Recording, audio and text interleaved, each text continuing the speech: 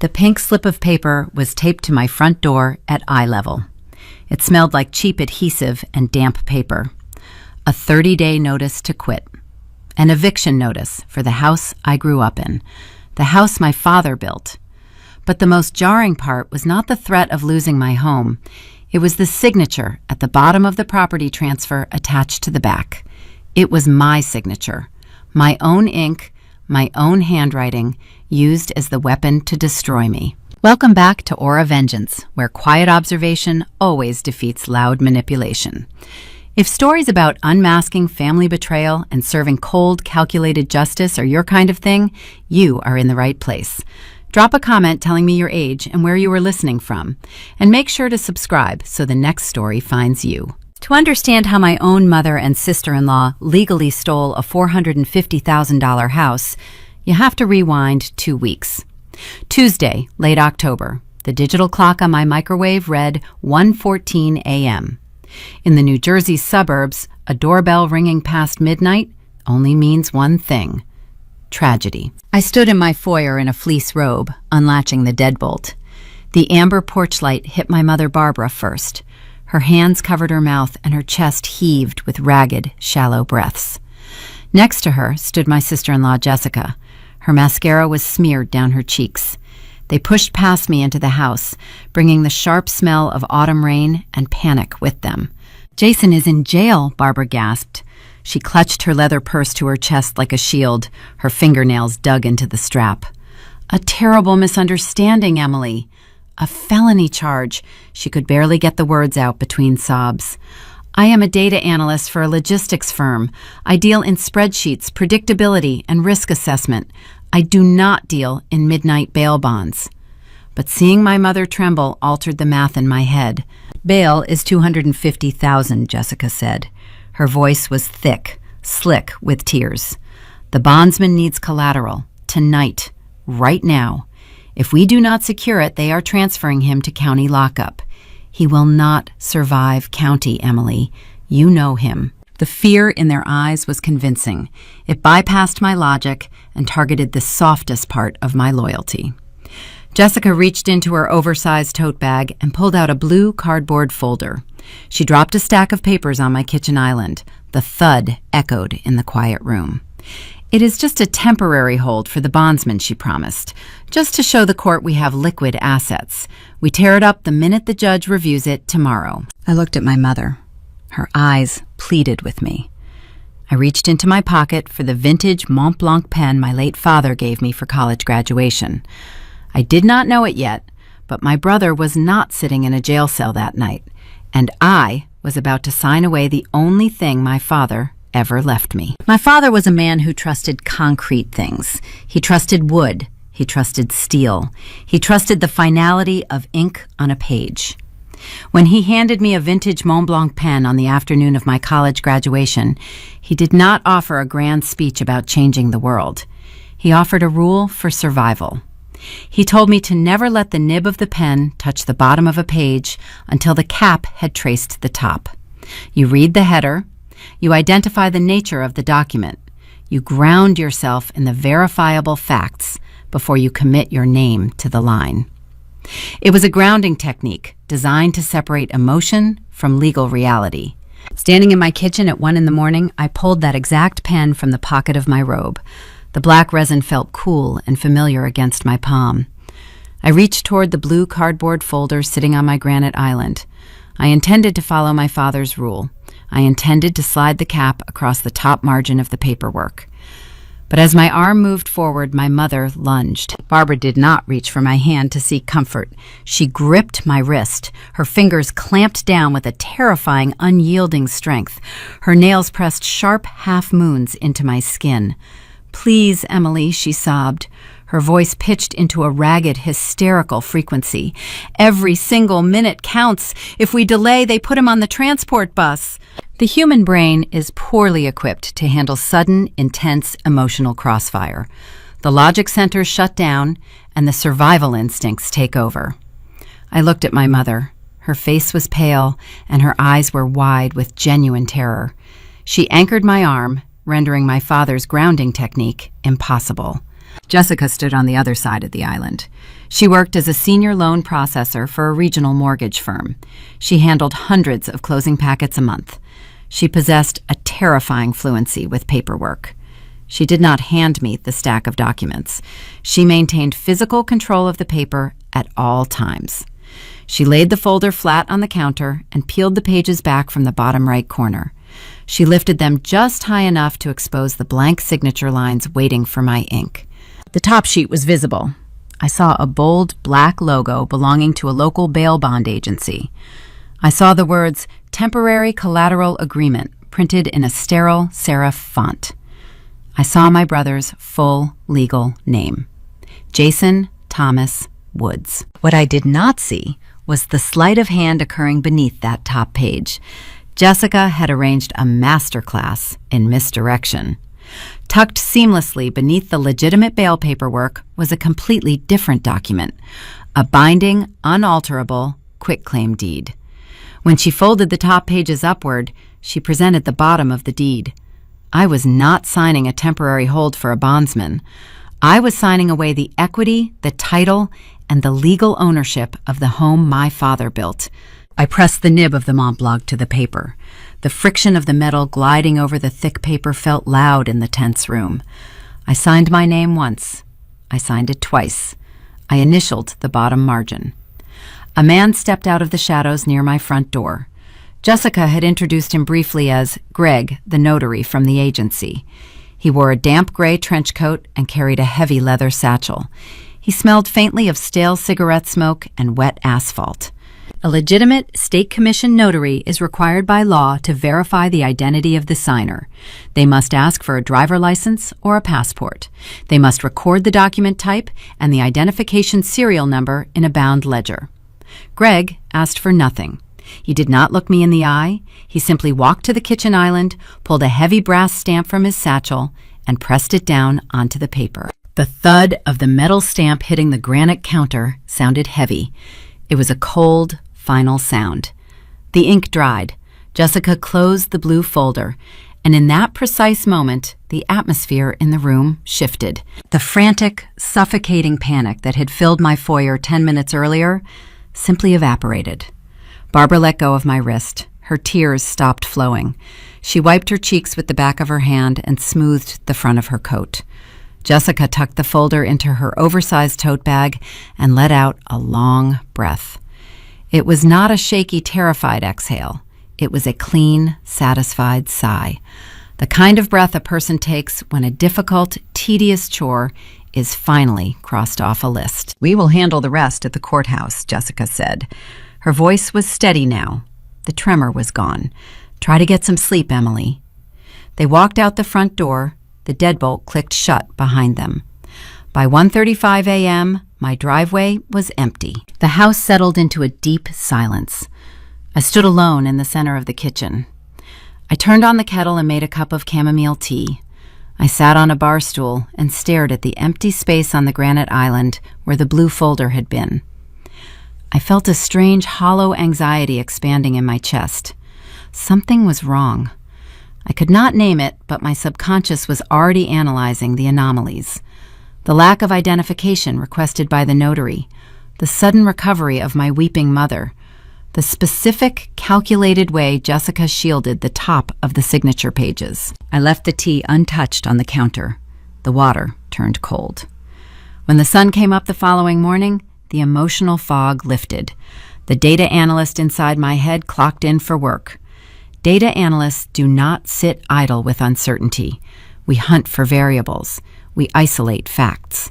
I needed Jason's booking number. I needed to know which county judge was handling his arraignment so I could track the release of my collateral. I walked into my home office and opened my laptop. The glow of the screen felt like a tether to reality. The State Department of Corrections maintains a public portal. It is a live database that updates whenever an inmate is processed, fingerprinted, or transferred. I navigated to the county inmate roster. The search bar blinked steadily.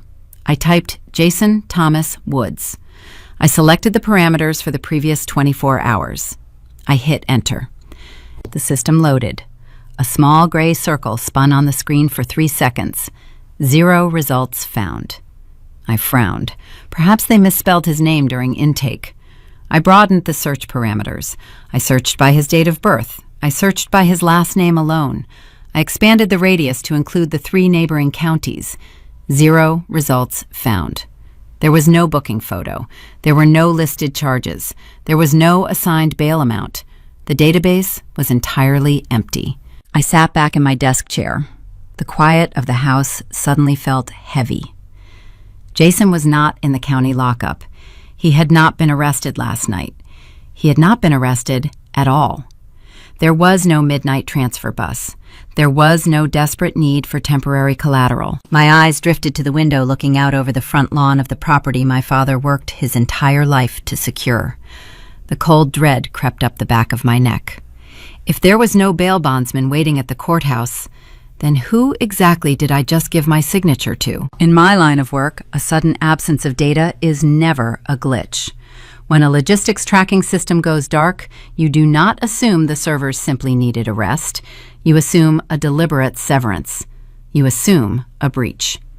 When a family manufactures a crisis, their subsequent silence functions the exact same way. It is the loudest alarm bell you will ever hear. For 3 consecutive days, my mother became a ghost. This was a woman who typically treated my phone as her personal diary. Barbara routinely sent a dozen messages a day detailing neighborhood disputes, weather complaints, and sales at the local department store. But on Wednesday morning, when I called to ask about Jason, the line rang exactly once before clicking over to the automated carrier voicemail. I did not leave a message. I hung up and opened my text thread with my brother. I typed a single sentence, "Are you safe?" I hit send. The delivery status updated immediately. I watched the screen, waiting for the 3 gray dots that indicate a reply is being drafted. Instead, a tiny timestamp appeared under my message. Read at 9:14 a.m. The 3 dots never materialized. He saw my question. He chose to let it sit in the void. They had extracted my signature in the dead of night, and now they were employing a tactical retreat. They were starving me of information, hoping I would simply write off the bizarre encounter as a resolved nightmare. Sitting at my desk, I decided to treat my family the way I treat a compromised supply chain. I started isolating the variables. If Jason was not in jail, then the premise of the midnight visit was a fabrication. If the premise was a fabrication, then the documents I signed were not for a bail bondsman. My mind snagged on the man in the trench coat. Greg. The silent man carrying the heavy brass stamp. The logical assumption was that Jessica had hired an actor. A friend or a cousin paid $50 to stand in my kitchen and play a convincing prop. If the notary was a fraud, then whatever paper they tricked me into signing would be legally void. I opened a new tab on my browser. The New Jersey Department of the Treasury maintains a public database of all commissioned public officers. I clicked through the portal, navigating to the notary search function. I closed my eyes and visualized the ink impression left on the paper. Gregory Thomas Linwood, commission expiring in 2 years. I typed the name into the search bar. My finger hovered over the mouse. I expected the system to return an error. I wanted the system to return an error. I clicked search. The page refreshed instantly. A green active status bar appeared next to a matching commission number. My breath caught in my throat. Greg was not a prop. He was a fully licensed, state-bonded notary public. He had broken protocol by failing to check my identification and failing to log the transaction in his journal, but his stamp held the full weight of the state government. This was a brilliant, terrifying red herring. I had spent hours hoping to invalidate a fake official, only to discover the far more dangerous truth. The notary was legitimate. The ink was binding. The weapon was not the man who stamped the paper. The weapon was the paper itself. By Thursday evening, the suspense became a physical weight pressing against my ribs. I needed visual confirmation of the lie.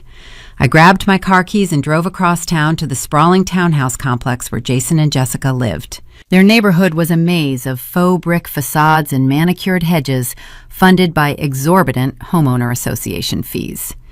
Jason had a habit of pursuing the aesthetic of wealth without the foundation to support it.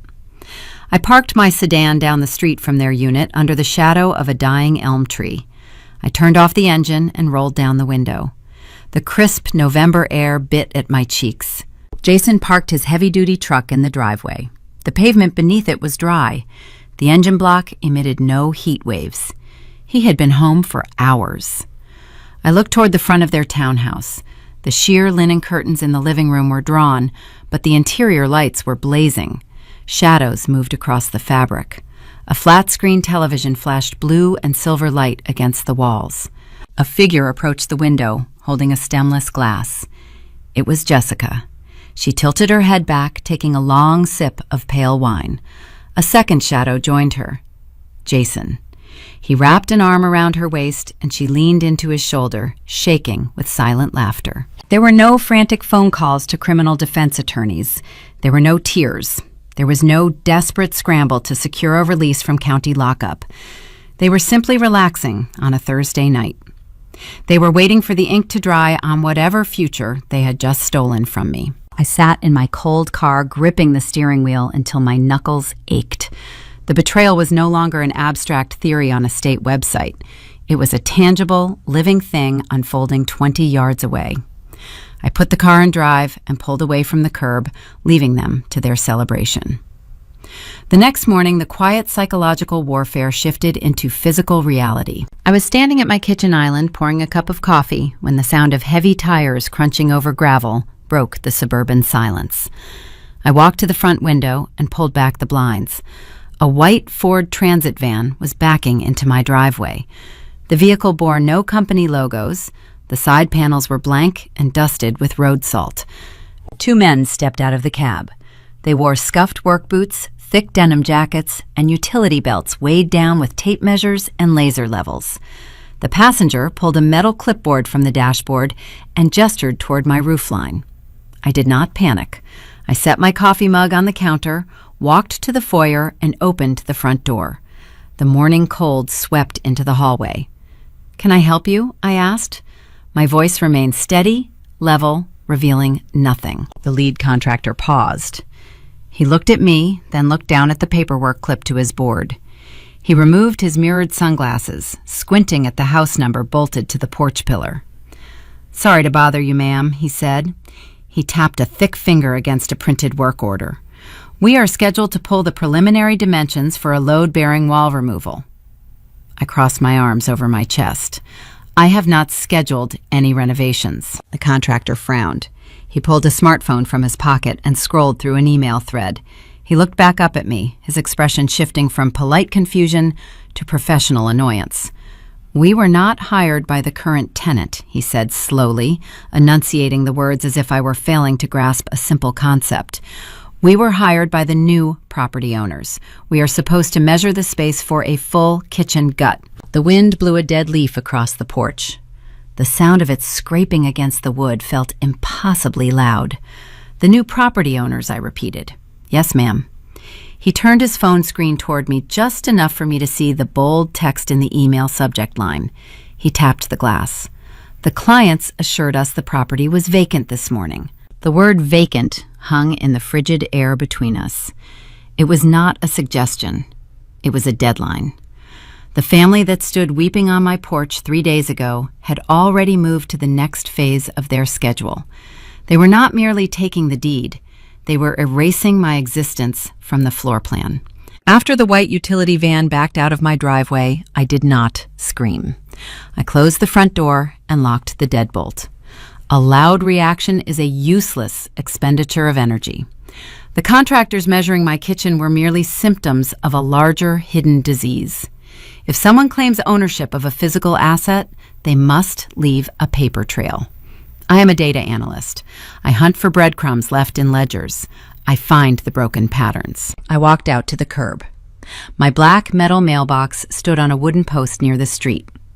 I possess a rigorous habit regarding postal delivery. Every afternoon at 4 o'clock, I retrieve, sort, and file my correspondence. Utility statements go in a blue folder, municipal notices go in a red one, junk mail goes straight into the recycling bin in the garage. But for the past 10 days, my sorting folders had remained bare. I had attributed the quiet to a holiday delay or a temporary postal route disruption. Now, looking at the empty metal cavern, I recognized the silence for what it truly was, a strategic blackout. I ran my fingers along the inside floor of the metal box. Dust and a single dead spider.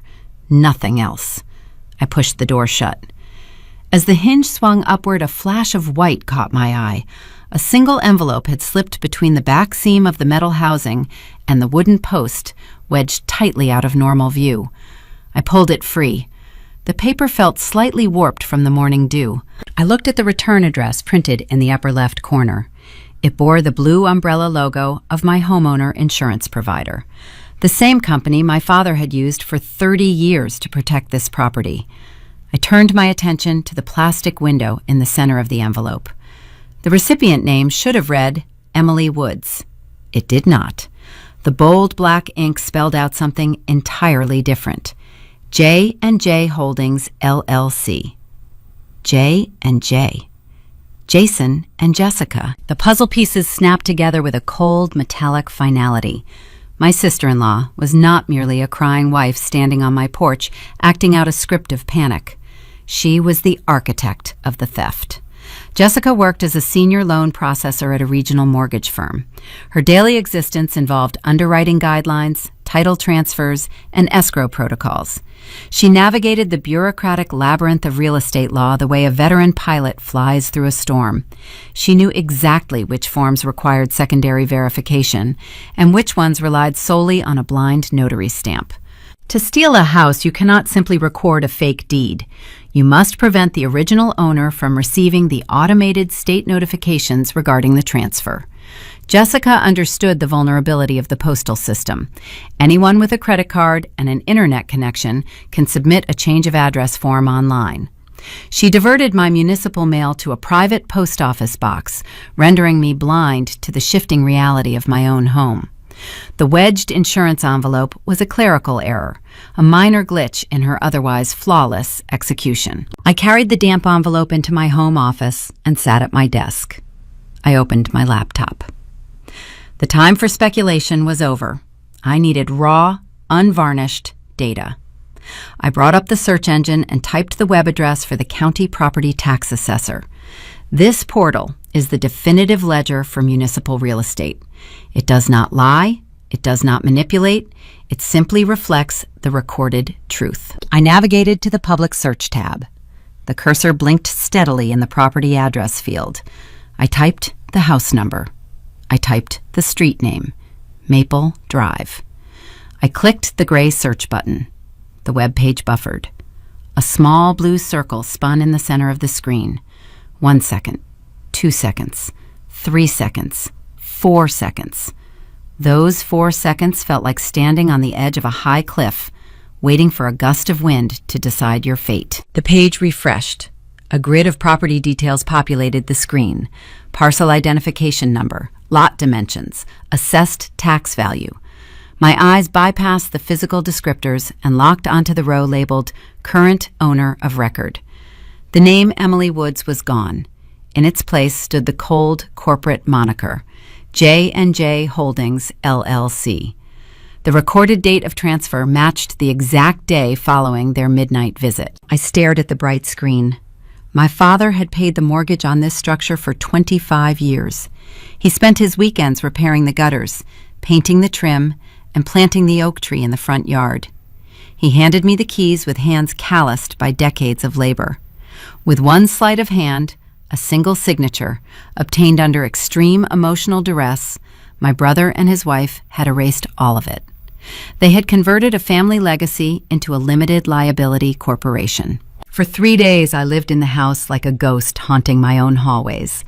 I did not confront them. I gathered my bank statements, I printed the county tax records. I compiled a timeline of events in a secure digital file. I knew that engaging them without legal counsel would only give them the opportunity to refine their lies. I waited. I watched the street. The wait ended on a Friday afternoon. A heavy knock echoed through the foyer.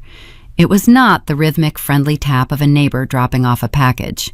It was a firm, authoritative strike. I walked to the door and looked through the glass pane. A man in a dark windbreaker was walking quickly down my driveway toward an unmarked sedan. He did not look back. I opened the door. The crisp wind immediately caught the edge of a bright pink piece of paper taped at eye level to the wood. The color was unmistakable. It is the universal shade chosen by process servers and municipal courts to guarantee visibility.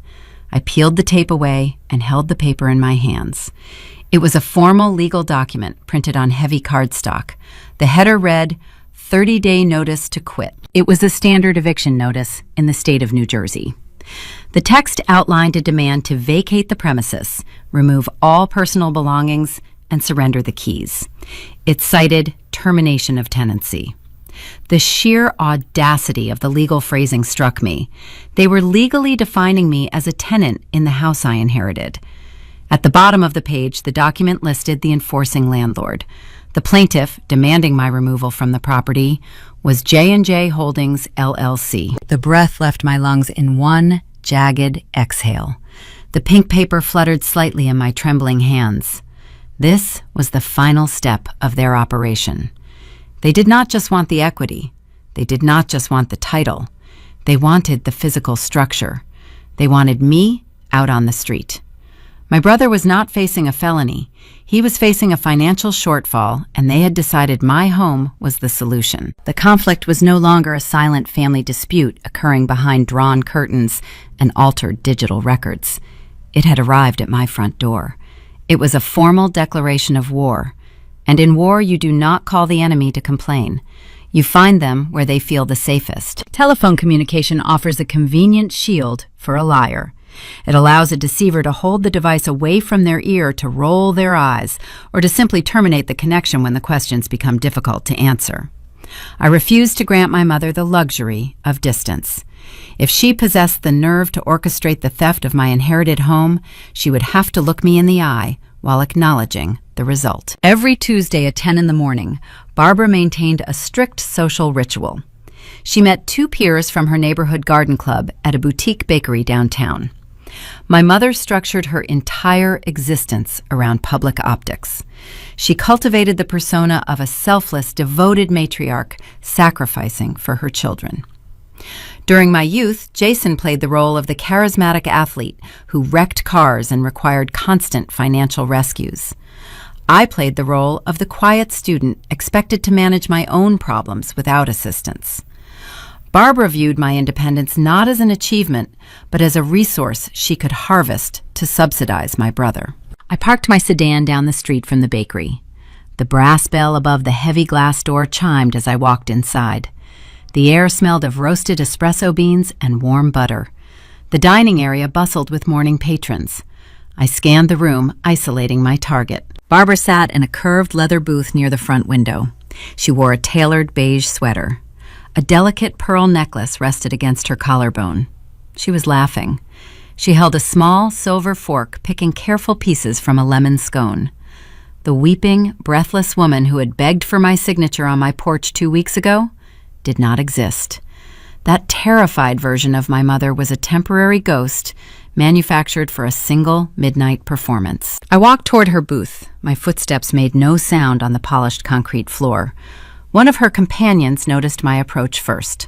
The woman paused mid-sentence, lowering her ceramic mug to the saucer. Barbara tracked her friend's gaze and turned her head. The human face contains dozens of individual muscles. A data analyst learns to read the involuntary twitches that betray internal panic before the brain can suppress them. When Barbara saw me standing there, the blood drained from her cheeks, leaving her skin a pale, ashen gray. Her effortless socialite smile collapsed into a tight, rigid line. The small silver fork slipped from her fingers and clattered against her porcelain plate. "Hello, Barbara," I said. My voice was flat and devoid of affection. I slid into the empty chair directly across from her. Her two friends exchanged uncomfortable glances, unsure of how to navigate the sudden tension. Barbara recovered her posture with practiced speed. She placed her hands in her lap, hiding her trembling fingers beneath the edge of the table. "Emily, dear," she said. Her tone was forced and artificially light. "We were not expecting you. Are you taking an early lunch break from the office?" I did not engage in the pleasantries. I reached inside my dark wool coat and retrieved the bright pink paper the process server had taped to my front door. I unfolded it carefully, smoothing the creases against the edge of the table. I placed my palm flat against the document and pushed it across the smooth wooden surface. It stopped inches from her half-eaten pastry. "Explain this," I said. I kept my volume low. A whisper carries more threat than a shout. Her friends leaned forward, squinting at the bold black lettering at the top of the page. 30-day notice to quit. One of the women shifted uncomfortably in her seat and looked out the window. Barbara stared at the eviction notice. She did not feign ignorance. She did not act shocked or outraged on my behalf. The frantic panic from my front foyer was replaced by a chilling, calculated pragmatism. She leaned across the table, closing the physical distance between us so her peers could not hear her words. Her eyes narrowed into hard, dark slits. "Jason needs a fresh start, Emily," she whispered. Her breath smelled faintly of citrus and refined sugar. "He has obligations, debts he cannot simply walk away from without severe consequences." I watched her rationalize a crime with the ease of someone discussing a change in the weather. She was not denying the midnight ambush. She was attempting to reframe a felony as a necessary family sacrifice. "You are a single woman," she continued. Her voice dripped with practiced condescension. "You have a stable corporate job and a healthy savings account. You do not need a 4-bedroom house. It is a family property, and right now the family needs the equity more than you need the empty space. You can easily rent a nice apartment closer to your office." The psychological manipulation was seamless. She was shifting the burden of Jason's chronic failures onto my shoulders. She characterized my desire to keep my own home as an act of selfish greed. According to her twisted mathematics, my stability was the designated currency meant to purchase my brother's freedom. "Did Jessica tell you to say that?" I asked. "Or did you plan the municipal mail diversion together?" Barbara bristled at the accusation. Her jaw clenched tight. "We did what we had to do to protect him. He is your older brother. You should have offered to help him without making us resort to drastic measures. Bringing a fake emergency and a notary to my house in the middle of the night is not a drastic measure," I replied. "It is theft. You stole a deed." "Keep your voice down," Barbara hissed. She glanced nervously at the adjacent tables. "Do not create a scene in public." That was her singular vulnerability, the fragile illusion of her social standing. She was willing to render her own daughter homeless, but she was terrified of the local garden club discovering her methods. I looked at the two women sitting across from us. They were pretending to study their coffee cups, pretending they were not listening to the destruction of a family unit. I placed my index finger on the pink paper and slid it back across the wood. I folded it along the creases and returned it to my coat pocket. I had obtained the only piece of data that mattered from this encounter, a verbal confession. She knew exactly what she had done, and she felt zero remorse for the execution. I stood up. I looked down at the woman who raised me. I felt no lingering anger. Anger requires a persistent attachment. Anger requires hope that the other person might eventually realize their error and offer a genuine apology. I felt only a cold, sterile clarity. I no longer possessed a mother or a brother. I possessed opponents. "Enjoy your pastry, Barbara," I said. I turned my back and walked toward the exit. I did not look over my shoulder when the glass door chimed behind me. Stepping into the crisp afternoon air, I felt the parameters of the battlefield solidify. Opponents who rely on emotional manipulation will always crumble under the weight of superior data and ruthless legal mechanics. Barbara and Jessica believed the recorded quitclaim deed was an impenetrable shield. They believed the municipal court system would blindly process their paperwork and toss me onto the street before the end of the month. I walked to my sedan and unlocked the driver's side door. I needed someone who did not care about family dynamics or maternal tears. I needed a mercenary who understood the dark corners of real estate law. I picked up my phone and searched for the most aggressive property litigator in the county. I scrolled past the friendly mediators and the collaborative law firms. I searched for a man whose hourly rate reflected a habit of destroying fraudulent claims. I found a name. I dialed the number and started the engine. It was time to show my sister-in-law that a stolen piece of paper was only the beginning of a very expensive war. The architecture of a high-end law firm is designed to convey absolute authority and steep financial barriers. You do not walk into an office with mahogany wainscoting and original oil paintings to negotiate an amicable settlement. You walk in because you are preparing to sever an artery. At exactly 1 o'clock, I sat in a heavy leather wingback chair facing a sprawling desk. The nameplate read, David Sterling, Senior Partner. He was a man in his late 50s wearing a charcoal-tailored suit and wire-rimmed glasses that gave him an owlish, predatory expression. Sterling built his reputation over 2 decades by dismantling fraudulent developers, dissolving hostile partnerships, and evicting squatters. He charged $700 an hour. He did not waste time with empathetic pleasantries. I handed him the pink eviction notice. Then I handed him the copy of the quitclaim deed I had printed from the county tax portal. Sterling placed the documents flat on his desk. He produced a silver letter opener tracing the lines of text with the pointed tip. He analyzed the pages with the detached precision of a surgeon reading an X-ray. The room remained perfectly quiet for 3 long minutes. The only sound was the distant hum of traffic outside his 12th floor window and the steady ticking of a grandfather clock in the corner. He leaned back in his leather chair and removed his glasses. He pinched the bridge of his nose before looking directly into my eyes. "This is an exceptionally clean execution," he said. His voice carried the deep, resonant timbre of a man accustomed to speaking in courtrooms. I felt my stomach drop. "What do you mean, clean?" My mother physically grabbed my arm. "They lied about my brother sitting in a jail cell to induce a panic state." Sterling held up a hand to pause my defense. "Emily, the court does not care about the emotional temperature of your foyer at 1 in the morning. The court cares about the ink on this paper." He tapped the bottom right corner of the deed. "The notary stamp belongs to a commissioned state official," he explained. "Your signature is authentic. There is no evidence of physical coercion or forgery. In the state of New Jersey, absent a filed police report documenting an immediate threat of violence, this document indicates a voluntary transfer of assets. On paper, you gifted a $450,000 house to a limited liability corporation." I stared at the black ink. The sheer audacity of Jessica and her bureaucratic fluency made me feel sick. "If we fight the eviction," I asked, "what are our chances of convincing a judge that the signature was obtained under fraudulent pretenses?" Sterling sighed. "It would be a prolonged, expensive uphill battle. We would argue duress. They would argue you simply changed your mind and experienced buyer's remorse after completing a family transaction." He paused, letting the grim reality of the legal landscape settle over the room.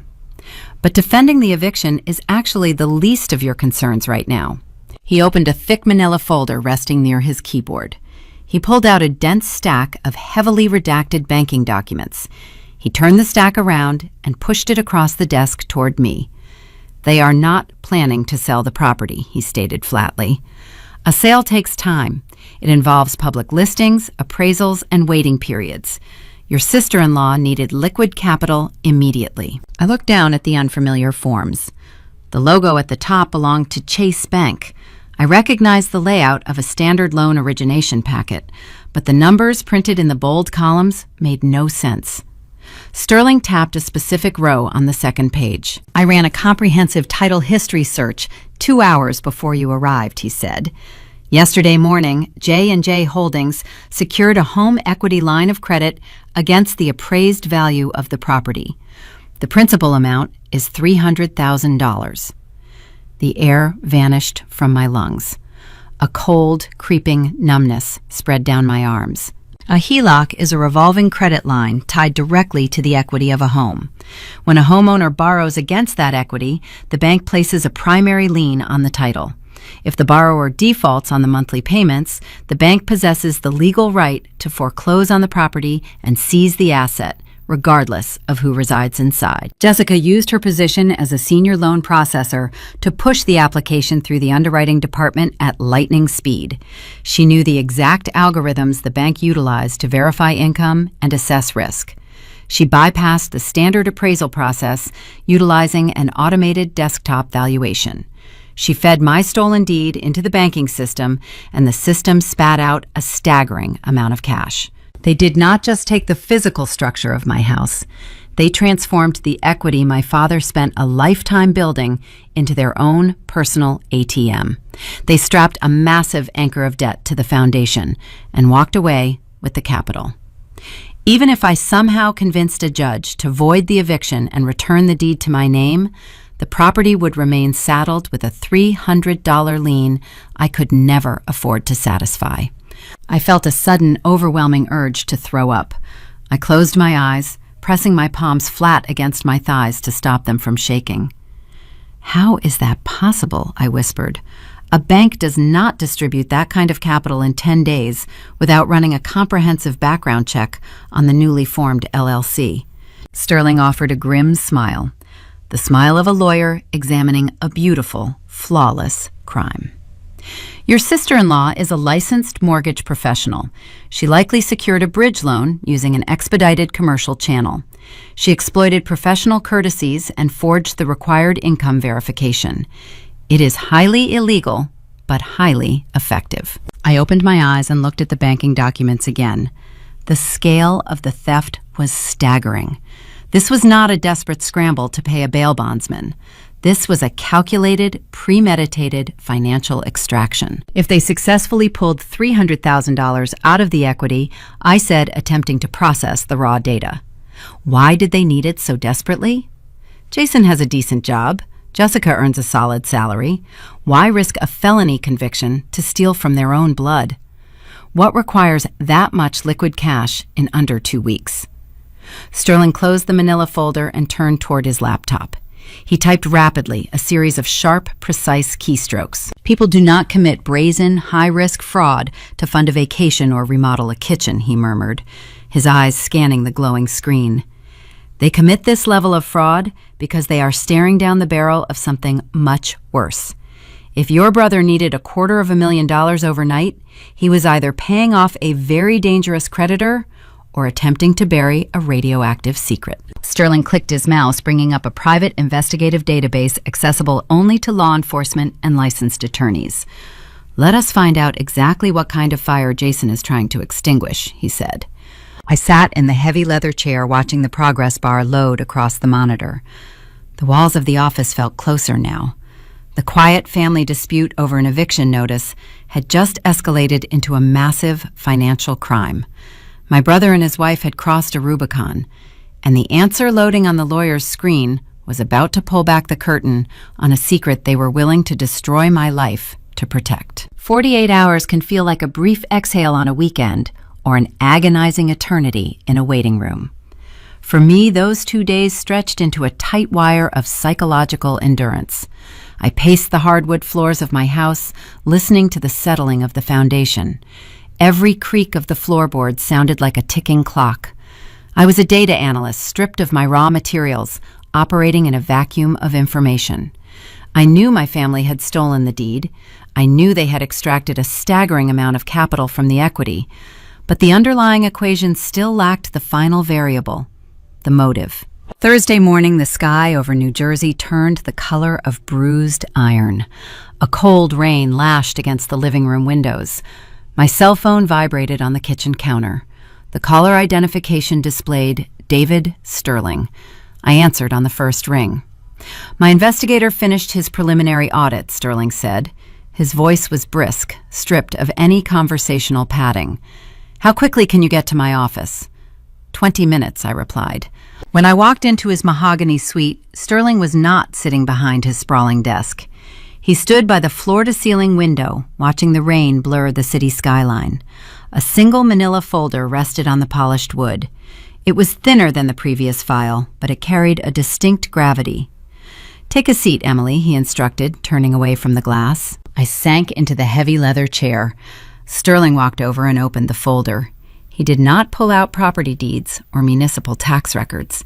He produced a stack of printed corporate financial summaries and a printed email thread. "We assumed your brother was attempting to bury a radioactive secret," Sterling began. He steepled his fingers, resting his elbows on the desk. "Our assumption was correct. The narrative they fed you on your porch was a calculated distortion of reality. The impending jail cell was real. The circumstances, however, were entirely fabricated." He slid the top document toward me. It bore the logo of Apex Freight, a mid-sized logistics and shipping company headquartered in Newark. Jason had worked there for 4 years as a regional operations director. It was a position that granted him sweeping authority over vendor approvals and independent contractor payouts. Jason always harbored an obsession with the tech industry. During family dinners, he frequently boasted about a software application he was developing, a platform designed to optimize long-haul trucking routes. He treated the venture like an impending gold mine, constantly assuring Barbara that he was one algorithmic breakthrough away from becoming a tech millionaire. But software development requires relentless capital. Coding engineers server space, and marketing campaigns burn through cash at an astonishing rate. "Your brother needed funding for his startup," Sterling explained. "When traditional venture capitalists rejected his pitch deck, he decided to source the capital himself. He utilized his position at Apex Freight to establish 3 phantom vendor accounts." I stared at the financial summaries. The spreadsheets displayed lists of authorized payments to independent trucking contractors who never existed. Jason had routed the funds through a series of anonymous shell companies. It was a classic embezzlement structure, simple, arrogant, and highly traceable to anyone looking closely. Over the course of 24 months, Jason siphoned regular, incremental payments. Sterling continued, his voice low and rhythmic.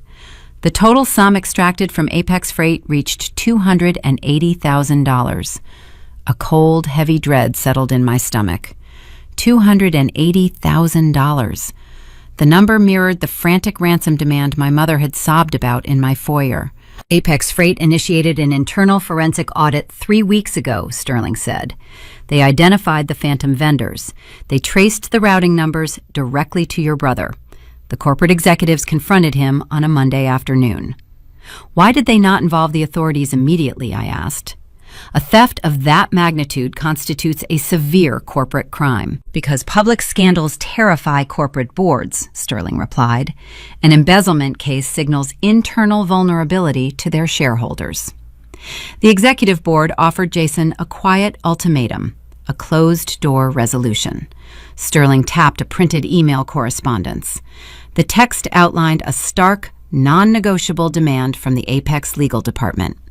They gave him until the final day of November to provide full restitution, repay the stolen $280,000 in certified funds, or the corporate attorneys would hand the forensic audit directly to the Federal Bureau of Investigation. Jason was not facing a misunderstanding with a local bondsman.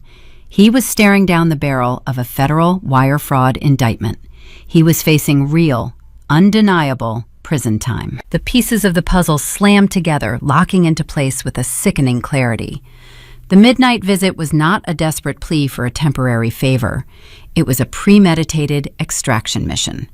Barbara and Jessica knew the exact parameters of the corporate ultimatum. They knew Jason possessed 0 liquid assets because his app startup had already failed. They looked at the impending destruction of the golden child and decided that my inheritance was the designated insurance policy. They did not steal the house out of random greed. They stole the house to launder my brother's crimes. "Where are the funds from the home equity line of credit?" I asked. My throat felt incredibly dry. The words scraped against my vocal cords. "Gone," Sterling stated. He produced a wire transfer receipt from Chase Bank, the $300,000 credit line deposited into the J&J Holdings account on a Tuesday morning. By Wednesday afternoon, $280,000 was wired directly to the Apex Freight corporate restitution account.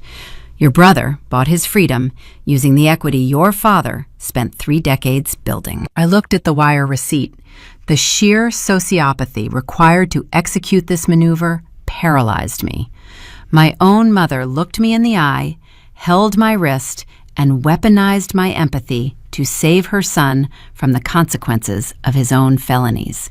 She traded my financial security to purchase his corporate silence. And the eviction notice, I whispered, staring at the dates on the paperwork.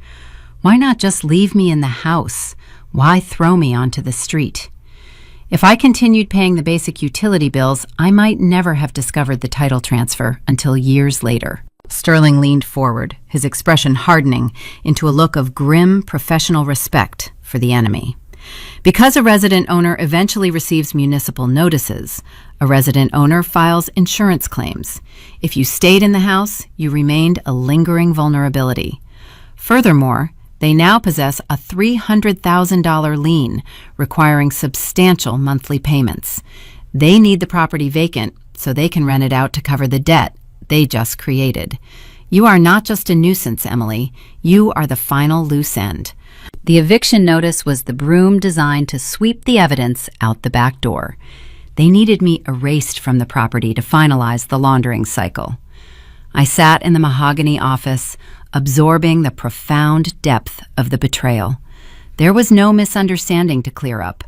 There was no family meeting that could repair this fracture. My blood relatives had coldly evaluated my worth and determined I was expendable. Sterling watched me process the data. We have the motive, he said quietly. We understand the mechanics of the theft. The next step involves determining our counteroffensive. Before I could form a response, a sharp buzz interrupted the silence. My cell phone vibrated against the hardwood of the desk. The screen illuminated, displaying a notification from a mutual friend.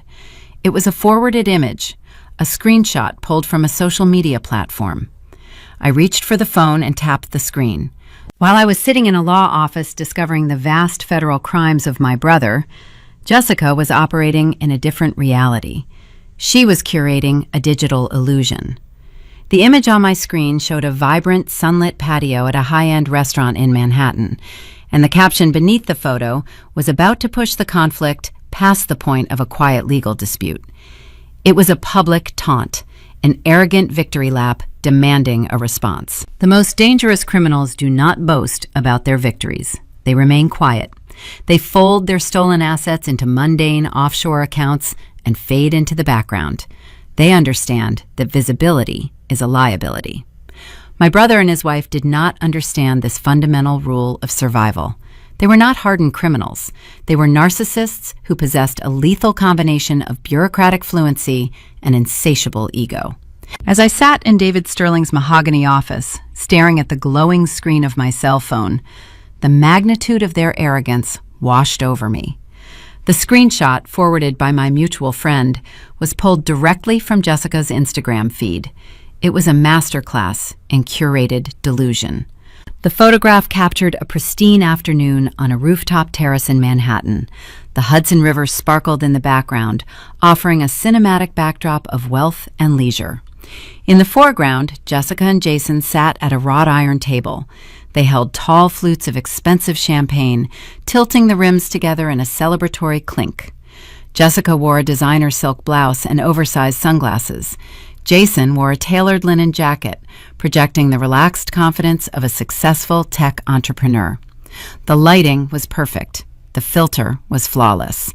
But it was the text positioned beneath the image that forced the air from my lungs. "Cheers to the launch of our new real estate investment portfolio," the caption read. "Sometimes you just have to bet on yourself. Hard work always pays off." She followed the sentiment with a string of aggressive hashtags: blessed, generational wealth, real estate empire. I stared at the screen, the blue light reflecting in my eyes. The sheer, unadulterated gall of the post was breathtaking. It was a public humiliation, disguised as an entrepreneurial victory lap.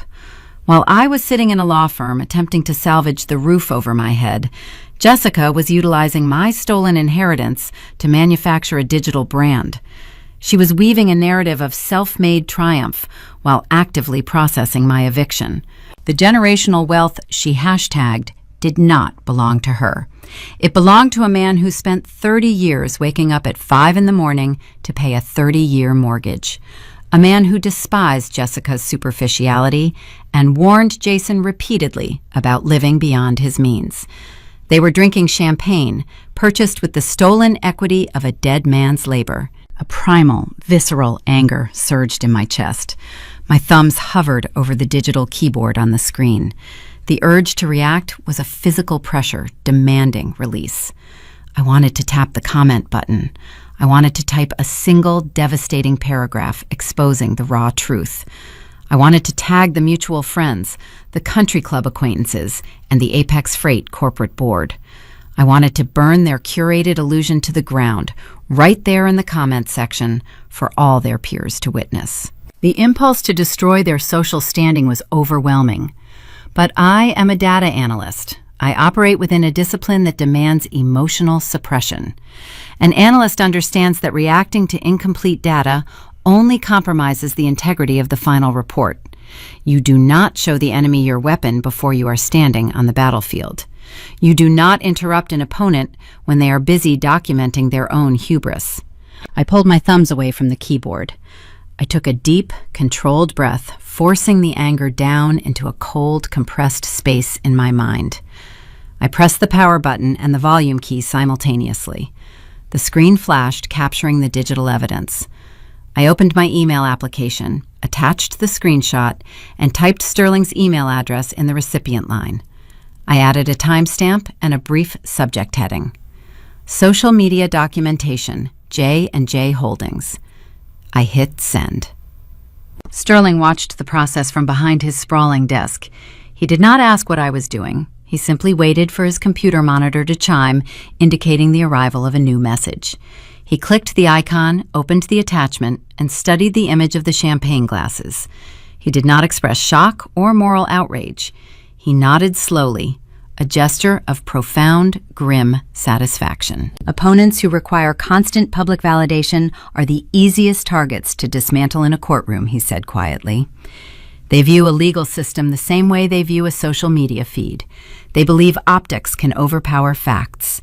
They believe a confident presentation can conceal a structural flaw. He leaned back in his leather chair, tapping his silver letter opener against his palm. This photograph is a strategic gift, Emily. She is publicly claiming ownership of the real estate investment portfolio. She is establishing a timeline of celebration that directly correlates with the approval of the fraudulent home equity line of credit. When the federal prosecutors review the file, this post will serve as Exhibit A, demonstrating premeditation and intent. I looked at the phone, resting on my knee. Let them enjoy the champagne, I thought. The bill was coming, and it carried a federal mandate. We need to prepare a defense against the eviction, Sterling continued, shifting the focus back to the immediate procedural threat. The municipal court will schedule a holdover hearing within 2 weeks. Jessica's attorney will present the recorded quitclaim deed and the notary stamp. If we enter that courtroom armed only with theories about corporate embezzlement, the judge will dismiss our claims as irrelevant to the property dispute. A landlord-tenant judge does not adjudicate wire fraud. They adjudicate titles. He locked his gaze onto mine. The owlish, predatory expression returned to his face. We must invalidate the physical paper, Emily. We need a structural defect in the deed itself, something the notary missed, something Jessica overlooked in her haste to secure the collateral. Think carefully. Is there anything unusual about the original title of the house? Did your father employ any unconventional estate planning measures before his death? The question hung in the quiet air of the mahogany office. My father. A sudden, vivid memory pierced through the haze of the legal strategy. It was a memory I had buried beneath layers of grief and mundane daily routines. 3 years ago, during the final week of his life, my father had summoned me to his hospital room. The fluorescent lights hummed a low, sterile frequency. He was a brilliant, paranoid man whose trust extended to a very small circle of individuals. That circle did not include his son, and it certainly did not include his son's wife. I closed my eyes, recalling the precise texture of the moment, the raspy sound of his breathing, the smell of antiseptic cleaner, the unexpected pressure of his frail hand pressing a cold, jagged object into my palm. I opened my eyes and looked at Sterling. The realization hit me with the force of a physical blow. The answer was not hidden in a digital spreadsheet or a corporate ledger. The answer was sitting inside a reinforced steel vault, waiting for a specific brass key. The cardboard boxes sat stacked in the corner of my living room like a physical manifestation of defeat. I had purchased them from a local hardware store 3 days after receiving the eviction notice. They were flat, rigid, and waiting to be assembled. I refused to unfold them. Packing my belongings felt like signing a second surrender. I sat at my kitchen island, surrounded by the silence of a house that supposedly no longer belonged to me. The ambient glow of the pendant lights reflected off the polished granite counter. Resting in the center of that island was the vintage Mont Blanc pen. I stared at the black resin barrel. This was the instrument of my current destruction. The tool Jessica and Barbara had weaponized against me in the middle of the night. But it was also a gift from my father, a man who possessed a brilliant, cautious mind. He spent his career working as a risk actuary for a commercial insurance firm. He spent 40 hours a week evaluating structural liabilities, calculating the probability of failure, and designing policies to mitigate disaster. His entire professional existence revolved around anticipating the worst-case scenario and building a defense against it.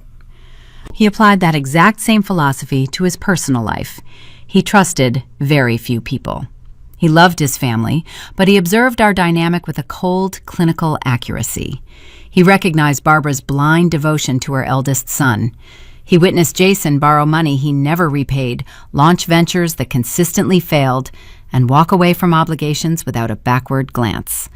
My father understood that Jason was a financial sinkhole. Looking at the gold trim on the cap of the pen, a specific memory pierced through the quiet room.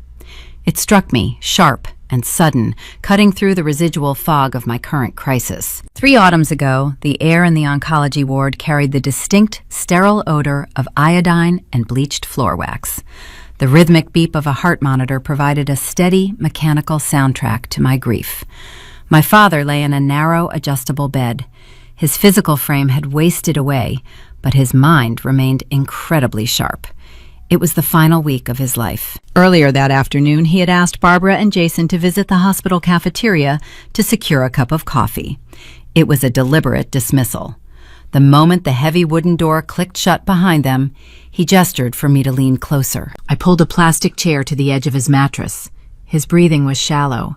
Each inhale required a visible exertion of effort. He slipped a frail, trembling hand beneath the edge of his thin mattress. When he withdrew his hand, he held his fingers in a tight fist. He reached across the white blanket and grabbed my wrist, turning my palm upward. He pressed a small, jagged object into my skin and folded my fingers over it. The metal felt cold against my palm.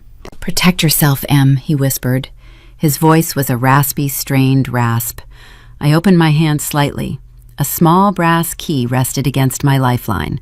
The top of the key was stamped with a sequence of 3 numbers, 412. I did not understand. I assumed it belonged to an old filing cabinet or a forgotten toolbox in the garage. "What is this?" I asked. "Jason is going to drain this family dry," he said. His eyes locked onto mine, projecting a fierce, urgent clarity. "Your mother will let him do it. She will hand him the matches while he burns the house down. I have spent my entire life building a perimeter. I made sure he cannot touch your foundation." He gripped my wrist tighter. "Do not tell your mother about this key. Keep it hidden.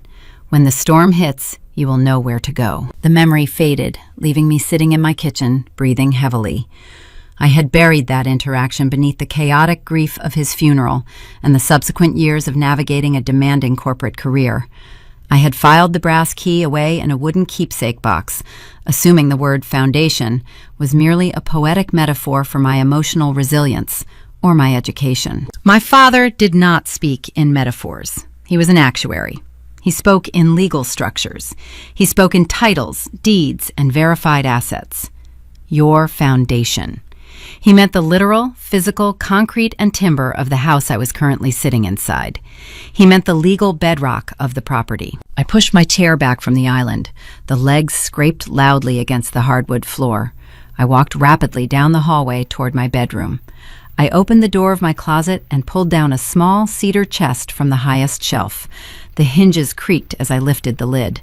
I dug past old theater ticket stubs, a faded graduation tassel, and a handful of forgotten postcards. At the very bottom, resting on the smooth cedar wood, lay the small brass key. The numbers 412 glinted in the dim closet light. It was not a key for a padlock or a garage cabinet. The unique rectangular shape and the dual grooved edges were unmistakable. It was a secure access key utilized exclusively by financial institutions. The next morning, I did not log into my corporate workstation. I bypassed my daily routine entirely. I put on a tailored gray suit, the kind of armor required when navigating high-security environments. I placed the brass key inside the zippered pocket of my leather handbag. The drive to the downtown district took 30 minutes. The morning traffic crawled along the turnpike, but my pulse raced with a steady, frantic rhythm. The First National Bank occupied a towering granite building on the corner of the Financial Plaza. The architecture featured massive stone columns and vaulted ceilings designed to project an aura of impenetrable security. I walked through the revolving glass doors. The lobby echoed with the hushed murmurs of tellers and the rhythmic stamping of deposit slips. I bypassed the main teller line and walked directly toward the rear of the lobby. A heavy steel gate separated the public area from the private subterranean levels. A polished mahogany desk sat outside the gate, manned by a vault manager wearing a dark, pristine suit. "May I assist you?" the manager asked. His tone was polite, but guarded. "I need to access a safe deposit box," I replied. I retrieved my state identification from my wallet and handed it across the desk. I pulled the brass key from my pocket and placed it gently on the wooden surface. The manager picked up the key, examining the stamped numbers. "Box 412, he confirmed. He turned to his computer terminal and typed my name into the security ledger. He studied the screen for a brief moment, checking the authorized access list. My father had handled the paperwork perfectly. My name was registered as the sole surviving authorized entrant. "Please follow me, Ms. Woods," he said. He stood up and pressed a security badge against a digital reader. The heavy steel gate unlocked with a loud, authoritative mechanical clank. I followed him down a short corridor illuminated by bright, sterile fluorescent lights. We arrived at a thick, circular vault door holding a complex series of locking bolts and time gears. The door was already propped open for daytime access. We stepped into the primary depository room. The walls were lined floor to ceiling with thousands of identical stainless steel rectangular doors. The air inside the room felt unnaturally cold and smelled faintly of oiled metal and old paper. The manager navigated the narrow aisles, reading the engraved numerical plates. He stopped in front of a section near the middle of the back wall. He located the metal door bearing the numbers 412. Safe deposit boxes require a dual locking mechanism to open. The bank holds a master guard key, and the client holds the unique individual key. The manager inserted his silver key into the primary slot and turned it to the right. The internal tumbler clicked. He stepped back, creating a professional physical distance. "Your turn," he murmured. I stepped forward. My hand trembled slightly as I guided the brass key into the secondary slot. I took a deep breath. I twisted the metal to the left. The final lock disengaged with a heavy, satisfying thud. I pulled the small metal handle outward. The steel door swung open on silent hinges. Inside the dark rectangular cavity, a long black metal container rested in the shadows. I reached inside, wrapping my fingers around the cold handle of the inner box. I pulled it free from the wall. The manager gestured toward a row of small enclosed privacy booths located just outside the main vault area. "You may use room 3 for your review," he said. I carried the heavy metal container down the hall. I stepped into the small, windowless room and shut the door. The latch engaged, securing me in absolute privacy. A single overhead light illuminated a simple wooden table. I placed the black box onto the surface. This was the defense perimeter my father had built. This was the contingency plan he designed to protect me from the greed of his own son. I rested my hands on the lid of the container. I lifted the metal clasp, pulling the top backward. The contents of the box were about to redefine the entire battlefield. The privacy booth in the subterranean level of the First National Bank felt like a sensory deprivation chamber. The small room contained no windows. No ambient noise from the bustling financial plaza above penetrated the thick concrete walls. The only auditory input was the faint hum of the air circulation vent and my own steady breathing. The harsh glare of the overhead fluorescent light reflected off the Formica table, illuminating the long black metal container resting in the center. The box looked like a miniature steel coffin. In a tangible way, it was. It held the remains of my father's final defense strategy. I unhooked the metal latch on the front of the container. The lid folded back on silent, well-oiled hinges. The interior smelled of aged parchment and the faint metallic tang of oxidized steel. Lying flat at the bottom was a thick manila envelope. It was not sealed with standard adhesive. A pool of dark red wax secured the flap, stamped with the imprint of a generic geometric seal. My father understood human nature. He knew adhesive could be steamed open, compromised, and resealed without leaving a physical trace. Wax shatters. It provides an immediate visual guarantee of integrity. He designed this failsafe to ensure I would be the first and only person to access the contents after his passing. I slid my thumbnail under the edge of the hardened wax. It fractured with a brittle snap, sending tiny red shards skittering across the table. I opened the flap and pulled out a dense stack of documents. The paper felt heavy and substantial premium bond stock, designed to survive decades in a vault.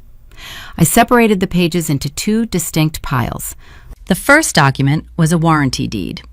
I recognized the municipal formatting immediately.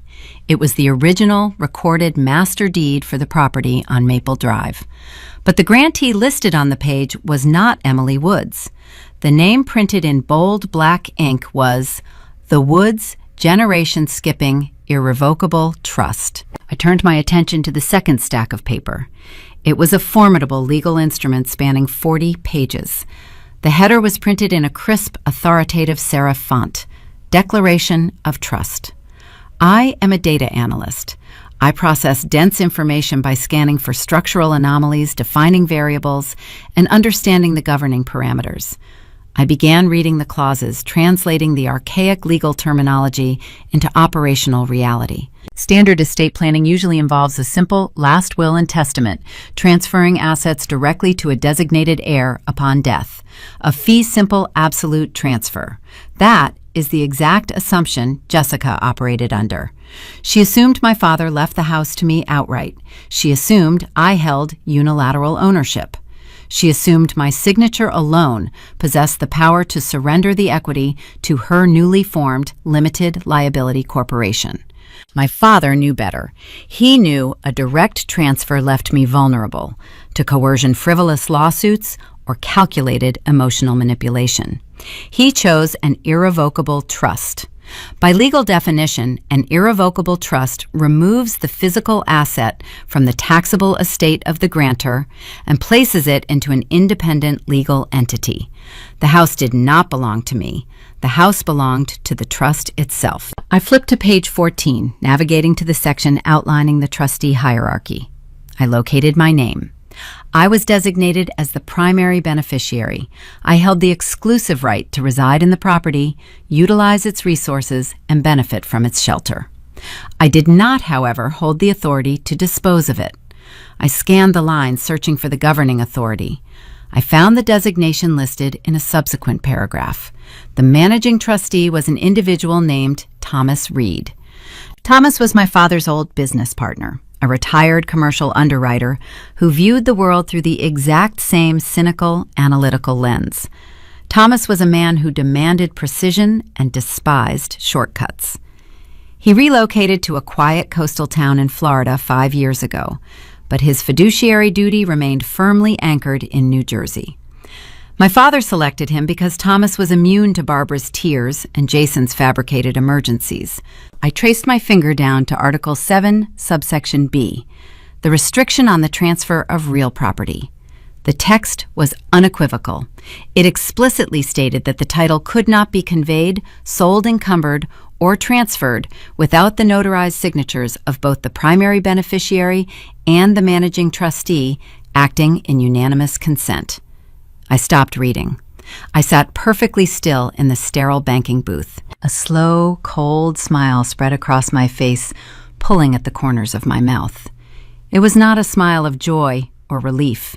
It was the grim, satisfied expression of a chess player who just watched their opponent confidently step onto a hidden landmine. The quitclaim deed Jessica shoved in my face at 1 a.m. was structurally worthless. I had signed a paper giving away an asset I did not legally control. In the eyes of the law, it was the equivalent of me signing a contract attempting to sell the Brooklyn Bridge. The document was entirely fictional.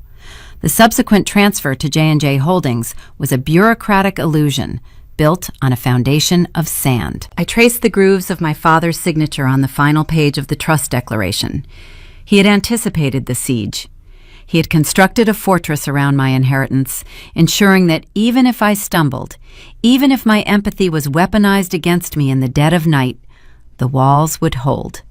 The foundation was secure. But the implications of this 40-page document extended far beyond securing my roof. The data cascaded through my mind, linking the variables together in a new, terrifying sequence. Jessica bypassed the municipal waiting periods and the standard title search using her professional credentials.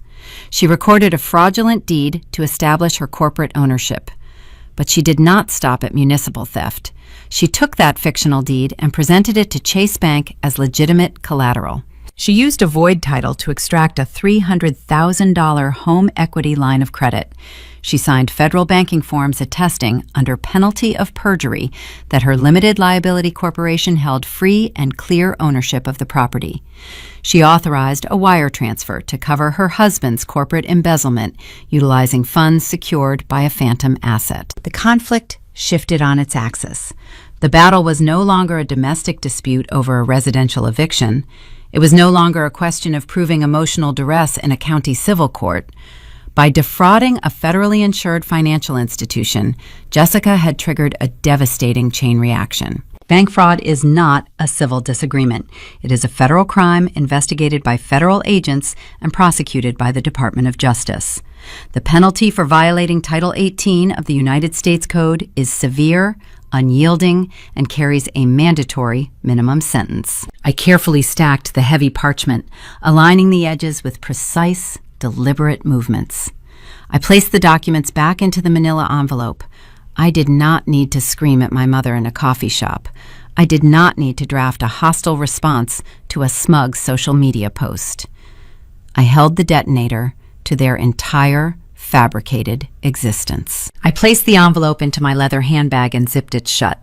I carried the empty black metal box back to the vault manager and watched him secure it behind the heavy steel door. I walked out of the granite building and stepped into the crisp downtown air. The next step required returning to David Sterling's office. It was time to show my attorney that we no longer needed to play defense. We had the ammunition to level the entire playing field. I drove back to the commercial district with the manila envelope resting on the passenger seat of my sedan. It weighed only a few ounces, but it possessed the density of a neutron star. The fear that had gripped me since discovering the pink eviction notice was gone. In its place resided a profound, icy equilibrium. David Sterling did not typically accommodate unscheduled walk-in appointments. His daily calendar was orchestrated with military precision. However, when his receptionist notified him I was standing in the lobby, he permitted me to enter his mahogany suite immediately. He recognized the shift in my posture the moment I crossed the threshold. I did not speak. I unzipped my leather handbag, withdrew the heavy parchment documents, and placed them flat on the center of his desk. Sterling picked up the Declaration of Trust. He recognized the premium bond paper and the archaic, dense formatting of an older legal era. He leaned back in his leather chair, settling into his analytical rhythm. For 10 minutes, the only sound in the office was the crisp turning of pages. He scanned the clauses, translating the legalese with the speed of a veteran litigator. He reached page 14. He paused. His eyes tracked across the paragraph detailing the trustee hierarchy. He read the stipulation requiring the unanimous, notarized consent of both the primary beneficiary and the managing trustee. He looked up from the page. He did not smile, but the corners of his eyes crinkled with sharp professional amusement. "Emily," he said softly, lowering the document to the desk, "the quitclaim deed they recorded with the county clerk is legally void. You did not possess the authority to surrender the title." He picked up his silver letter opener and tapped the edge of the parchment. "But a voided deed is not the masterpiece here," he continued. He opened the secondary folder on his desk and retrieved the Chase Bank paperwork. He placed the home equity line of credit origination packet directly next to my father's trust declaration. "Your sister-in-law bypassed standard title search protocols because she believed she held a flawless signature. She utilized her corporate credentials to expedite a commercial loan. She walked into a federally insured financial institution and presented a fictitious deed to secure a $300,000 credit line." Sterling leaned forward, resting his forearms on the desk. The gravity of his words anchored the room. "By executing that maneuver, your brother and sister-in-law did not simply commit a family betrayal. They committed federal mortgage fraud. The implications hit the quiet office like a structural shockwave. The parameters of the conflict had just expanded beyond anything my family could comprehend." Sterling tapped a specific line on the banking form. Title 18 of the United States Code, Section 1344, Bank Fraud. The federal government does not view the deception of a financial institution as a simple civil dispute. It is a severe criminal offense investigated by federal agents and prosecuted by the Department of Justice. The statute carries a potential penalty of up to 30 years in federal prison. I looked at the two pieces of paper lying side by side. One represented my father's meticulous foresight. The other represented Jessica's lethal arrogance. From that precise moment, the narrative arc of my life fundamentally shifted. I was no longer the victim fighting an illegal eviction. I was no longer the discarded daughter scrambling to defend her childhood home from a corporate entity. I was the audience, sitting in the front row, watching a tragedy unfold on stage. Dramatic irony occurs when the spectator understands the impending doom, while the actors remain blissfully unbothered, continuing their performance, unaware of the trapdoor opening beneath their feet. Every smug text message Jason left unread, every condescending remark Barbara delivered over her pastry, and every arrogant social media post Jessica curated was now dripping with terminal irony. They believed they had executed the perfect crime. They assumed they had outsmarted a quiet data analyst using midnight theatrics and bureaucratic sleight of hand. They believed the money wired to Apex Freight had successfully purchased Jason's freedom and erased his embezzlement tracks forever. They had no idea they had just defrauded the federal government. And they had no idea I was currently holding the receipts. I drove home that afternoon and walked into my house. The cardboard boxes still sat in the corner of the living room, but they no longer represented defeat. They were simply discarded cardboard. I made a cup of tea and sat at the kitchen island. I felt a deep, structural peace. The kind of peace that arrives when you realize the enemy has already engineered their own demise. Jessica navigated her corporate career with a sense of untouchable superiority. She believed her title processor credentials made her the smartest person in any room. She viewed me as an ignorant civilian, unable to comprehend the complex mechanisms of real estate finance. She assumed small-town people lacked the sophisticated knowledge required to challenge her paperwork. But she failed to calculate the true variables. She overlooked the meticulous paranoia of a risk actuary, and she underestimated the silent endurance of an analyst. For the next few days, I lived in the house without fear. The 30-day countdown on the eviction notice continued to tick away, but the threat was neutralized. I went to work. I bought groceries. I watched the autumn leaves fall from the oak tree in the front yard. I waited for the opposition to make their next move. The silence broke on a Wednesday morning, exactly 3 days before the Thanksgiving holiday. My cell phone vibrated on the kitchen counter. The screen illuminated, displaying a text notification from Barbara. It was the first direct communication she had initiated since our confrontation at the boutique bakery. I did not open the message immediately. I let the digital notification sit on the locked screen, studying the preview text. Please come to dinner on Thursday. We want to keep things civil. Jason has a proposal for you. I read the words multiple times, dissecting the underlying strategy. The text was a carefully constructed trap. Thanksgiving is the ultimate American theater of forced unity. It is a holiday designed to weaponize guilt and demand compliance under the guise of gratitude. Barbara knew the eviction deadline was looming. She knew I had not vacated the premises. She needed to corner me in a room filled with extended relatives to exert maximum social pressure. The proposal she mentioned was an obvious tactic. Jason intended to offer a meager financial settlement, a calculated crumb tossed across the dining room table, designed to secure my quiet departure and prevent any further legal scrutiny into their newly formed limited liability corporation. They wanted to purchase my silence for a fraction of a percent of the equity they stole. They expected me to arrive at the dinner broken, desperate, and willing to accept whatever scraps they offered. They anticipated a rapid capitulation. I unlocked the phone and opened the message thread. I typed a single-word response. Okay. I hit send. I set the device down and walked to my closet to select my wardrobe. You do not wear casual attire when you are walking into a hostile negotiation. You wear armor. I pulled a tailored charcoal suit from the hanger. I was going to attend their holiday dinner. I was going to sit at their table, listen to their proposal, and look into the eyes of the family that tried to destroy me. I would let them spring their trap. I would let them execute their performance for the extended relatives. Because when you hold the detonator to a federal indictment, you do not need to raise your voice. You only need to wait for the perfect moment to press the button. Thanksgiving in the New Jersey suburbs carries a distinct, predictable rhythm.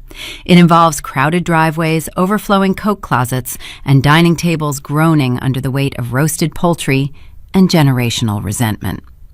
I parked my sedan 2 blocks away from my mother's colonial home. The air outside was crisp, biting, and carried the faint scent of burning firewood from a nearby chimney. I did not dress for a festive family gathering. You do not wear a comfortable, oversized knit sweater when you are walking into an active ambush. I wore a structured, charcoal gray suit, tailored to project authority and unyielding boundaries. I locked my car and walked down the frost-covered sidewalk. My leather boots clicked a steady, even tempo against the pavement. The eviction deadline loomed exactly 3 days away. By Sunday evening, I was legally required by their fraudulent notice to surrender the keys to my childhood home. Barbara orchestrated this holiday dinner as the final pressure valve. She invited the extended relatives to serve as an unwitting audience, relying on the sheer weight of social decorum to force my capitulation. I pressed the doorbell. The chime echoed through the heavy wooden door. Barbara opened it a moment later. She wore a deep burgundy dress and a string of pearls.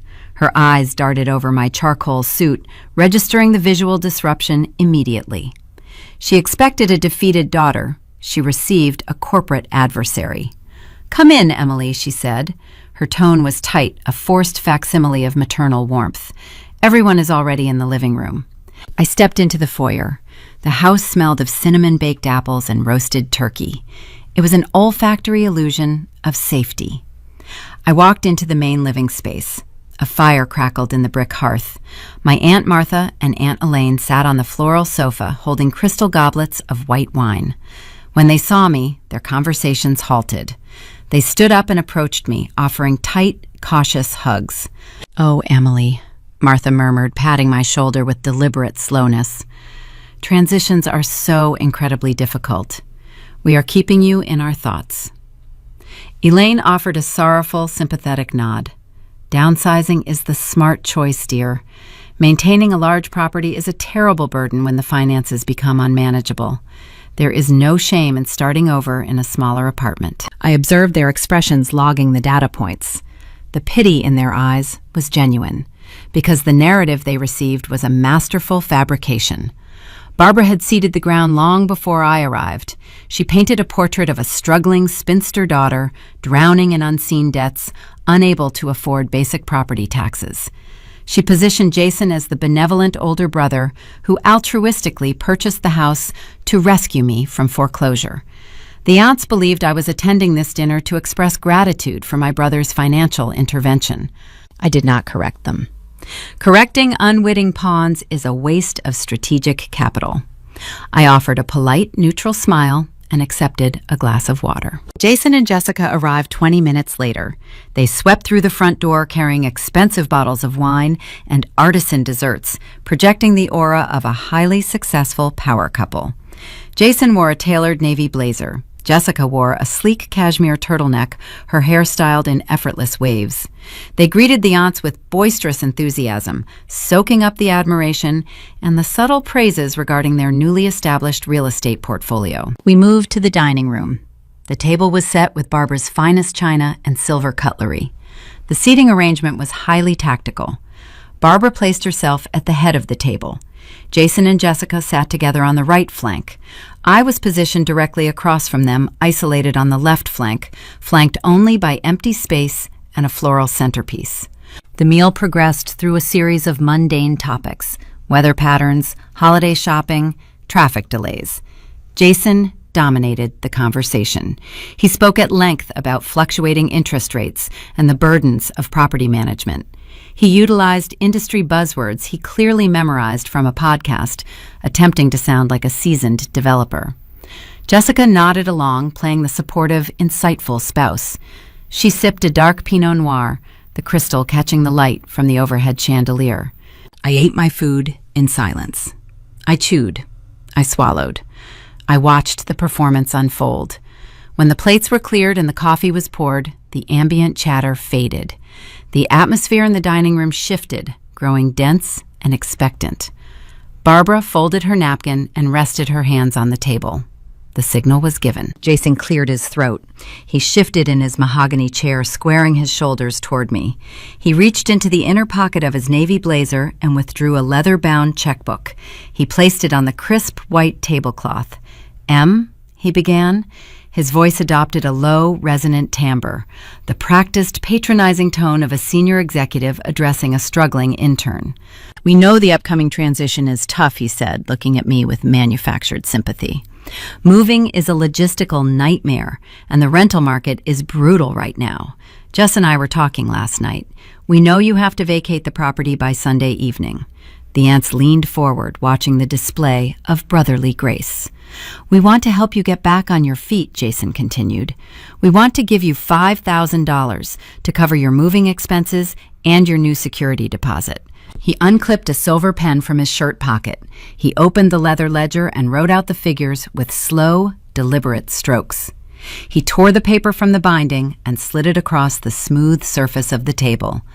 The rectangular slip stopped inches from my coffee cup. "Because family looks out for family," Jason concluded. He offered a warm, magnanimous smile. I looked down at the paper. The logo in the upper left corner read, J&J Holdings, LLC. The check was drawn directly from the Chase bank account containing the stolen home equity line of credit. He was offering me a fraction of a percent of my own equity, utilizing funds secured through federal mortgage fraud to bribe me into a quiet exit. If I touched that check, if I endorsed it and deposited the funds into my personal account, their lawyer would argue I accepted a financial settlement. They would use the transaction to legally validate their ownership claim and terminate any future disputes regarding the title transfer. It was a calculated legal maneuver disguised as an act of charity. Jessica leaned back in her chair, resting her chin on her hand. Her lips curled into a smug, satisfied smirk.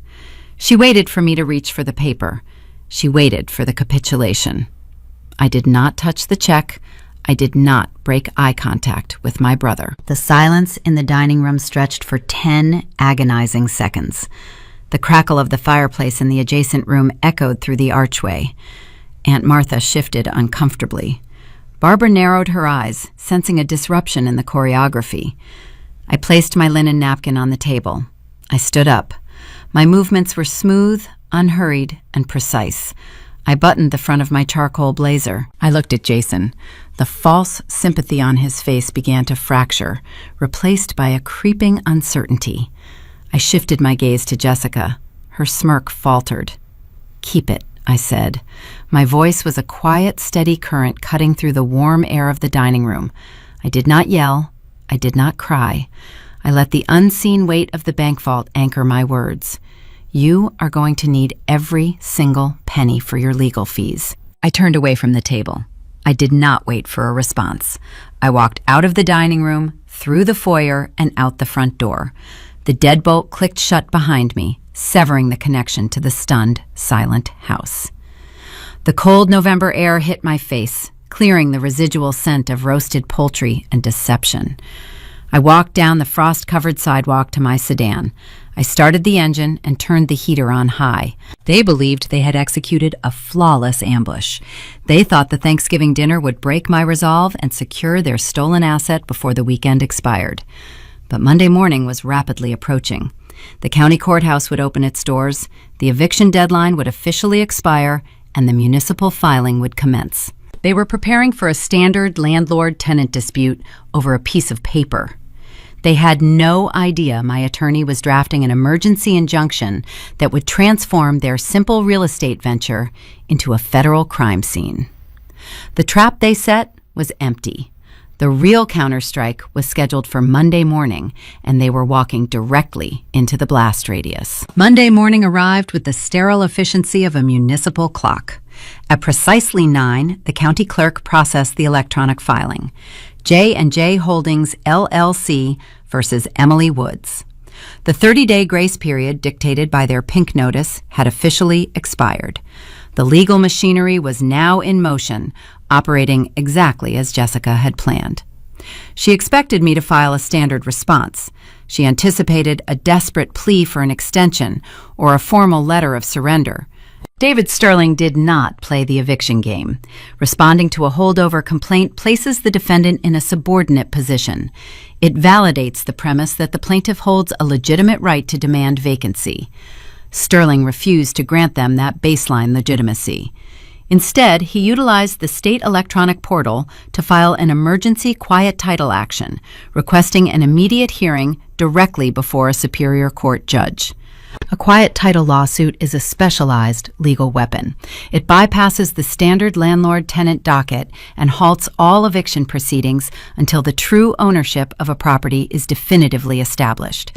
It forces the opposing party to stand before a magistrate and prove their chain of custody under intense judicial scrutiny. At noon, a licensed process server walked up the paved driveway of Jason and Jessica's townhouse. He carried a dense stack of legal summons bound in a thick yellow folder. He knocked on the front door and handed the packet directly to my sister-in-law. The reaction was instantaneous and explosive. Within 30 minutes, my cell phone began to ring. I did not answer. I let the calls route directly to the digital answering service. Over the span of 2 hours, Barbara left 12 distinct voicemails. Listening to those audio recordings provided a fascinating study in psychological unraveling. A data analyst looks for patterns, and my mother's descent followed a predictable, rigid trajectory. The initial message featured loud, theatrical sobbing. She pleaded with me to withdraw the lawsuit, citing the severe stress it caused her blood pressure. She played the role of the wounded peacemaker, begging for family unity. By the 4th recording, the fabricated sorrow transitioned into frantic bargaining. She offered to increase the relocation stipend to $10,000. She promised to hire professional moving trucks and pay for my first 6 months of rent at a luxury apartment complex. The desperation in her tone was palpable. The quiet compliance she relied upon was suddenly replaced by a formal legal challenge, and she possessed no contingency plan for resistance. The 12th recording contained 0 tears. The maternal facade burned away, leaving only raw, jagged venom. Her voice hissed through the phone speaker, sharp and breathless. "You are tearing this family apart over a house you do not even need," she screamed. Her breath hitched, creating a distorted static crackle on the audio file. "Jason has a business to run. He is building a future. You are going to make him lose everything because you are too selfish to share." I sat on the floor of my father's study. I placed the phone on the wooden desk and let the audio play on the external speaker. The room smelled of aged paper, cedar wood, and dried tobacco. I felt zero anger. Anger requires a sense of betrayal, and I could no longer be betrayed by people I no longer recognized. I experienced only a profound, icy calm, the kind of tranquility that descends when the variables are locked and the final equation is waiting to be solved. I spent the afternoon packing my father's library into archival boxes. I was not packing to vacate the premises. I was packing to preserve his delicate actuarial volumes from the impending winter dust. I lifted a heavy leather-bound textbook regarding risk probability tables. He spent his entire life calculating vulnerabilities. He knew exactly how people behaved when pushed into a corner. He knew panic bred arrogance, and arrogance bred fatal mistakes. Jessica proved his theory correct before the courthouse closed. She did not retreat. Retreat requires self-awareness and an admission of vulnerability. Instead, she doubled down. She hired a local civil litigator who specialized in rapid residential evictions. At 4 p.m, her attorney filed a swift countermotion. They petitioned the judge to dismiss the quiet title action, characterizing it as a frivolous delay tactic orchestrated by a disgruntled former tenant. They formally accused me of legal harassment. Attached to their counterfiling as Exhibit A was a high-resolution digital scan of the quitclaim deed. Jessica treated that piece of paper like an impenetrable mythological shield. She believed the dark conditions of its creation would remain buried in my kitchen. She assumed the midnight ambush, the manufactured tears, and the silent notary would never face cross-examination. She possessed a supreme, dangerous confidence that the bright fluorescent light of a courtroom would somehow magically validate the ink. Their confidence was their greatest liability. Because they had successfully manipulated me in the dark, they believed they could manipulate a superior court judge in the light. They prepared their defense for a minor civil dispute. They compiled utility bills, printed property tax records, and organized their LLC registration paperwork. They were treating the impending hearing like a routine administrative hurdle. They remained utterly blind to the reality of their situation. They did not know that David Sterling possessed a copy of an irrevocable trust. They did not know we held the corporate emails detailing Jason's embezzlement. And most importantly, they did not comprehend that their $300,000 Chase Bank credit line was a ticking time bomb waiting to detonate in a public forum. I sealed the final cardboard box of books and pushed it against the wall. Outside, the sun dipped below the horizon, casting long, deep shadows across the front lawn. The weekend passed in a state of suspended animation. The neighborhood remained quiet, oblivious to the legal warfare brewing behind my front door. Monday evening, I laid out my wardrobe for the following morning. I polished my shoes. I gathered the manila envelope containing the wax-sealed documents. My brother and his wife believed they were walking into a mundane municipal hearing to enforce a legal eviction. They thought they were holding the winning hand in a high-stakes game of real estate poker. They did not realize the legal track had shifted beneath their feet. They had laid a path paved with fraud, deception, and federal violations. And on Tuesday morning, the heavy oak doors of the courthouse would open to welcome them directly into the ambush. Tuesday morning brought a relentless, driving rain that turned the New Jersey skyline into a smeared canvas of slate and charcoal. I parked my sedan in the municipal garage adjacent to the county courthouse.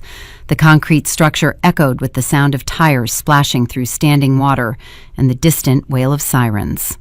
I turned off the engine and sat in the quiet cabin for a long moment. I smoothed the lapels of my tailored suit. Today was the culmination of weeks spent gathering data, analyzing variables, and organizing a flawless counter-narrative.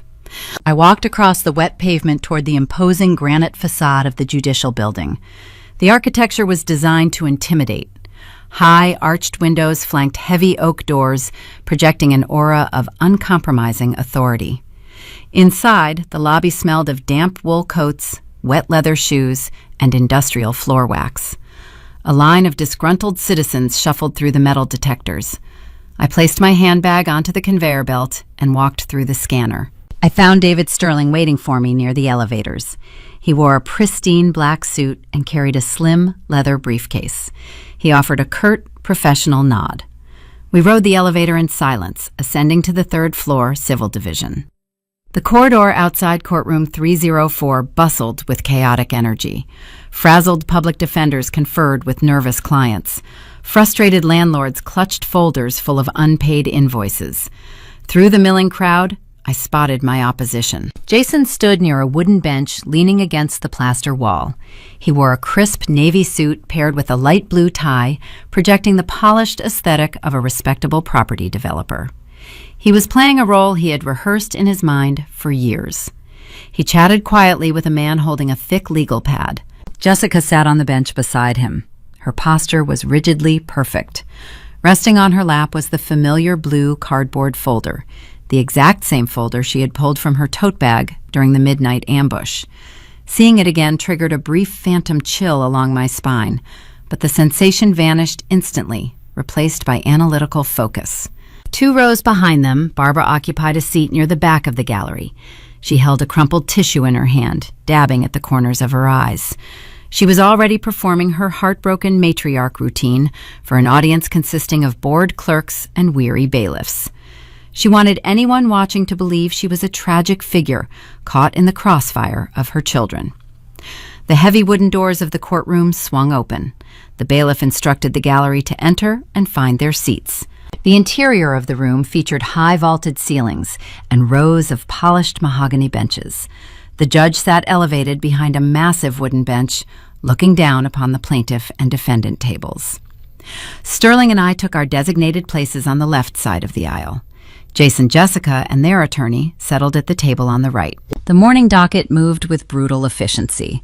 The judge, a stern veteran magistrate named Davis, dispatched the preliminary disputes with rapid-fire rulings.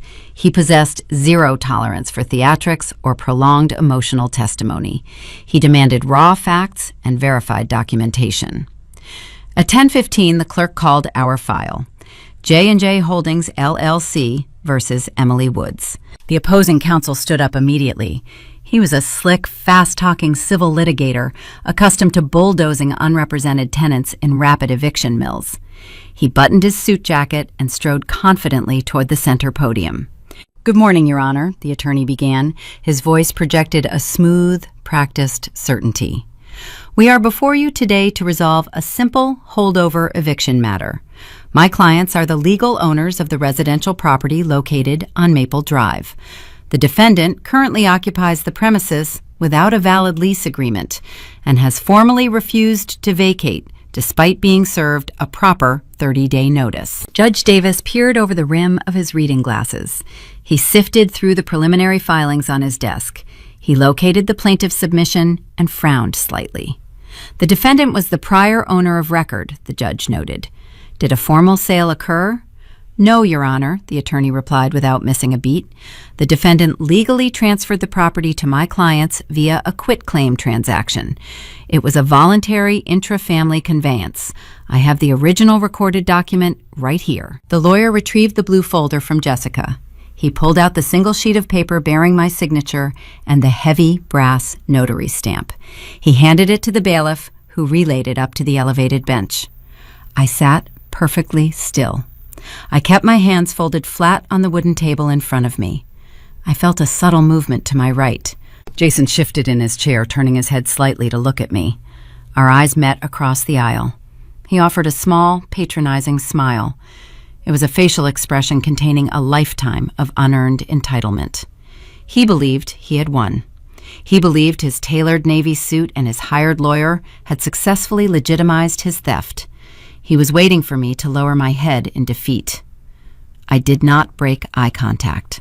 My expression remained a blank, unreadable slate. Judge Davis inspected the paper for a long, quiet minute.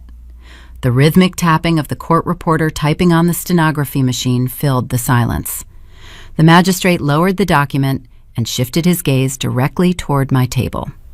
"Ms. Woods," the judge stated, his voice carrying a heavy judicial weight, "your signature appears at the bottom of this conveyance.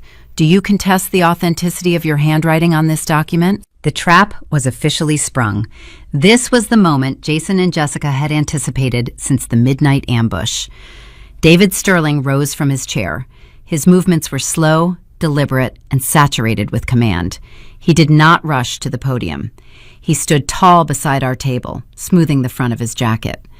"We do not contest the physical authenticity of the signature, Your Honor," Sterling said calmly. "The ink belongs to my client." A quiet, victorious exhale escaped Jessica's lips. I heard the sound drift across the aisle. Her lawyer smirked, assuming the defense had just folded its hand.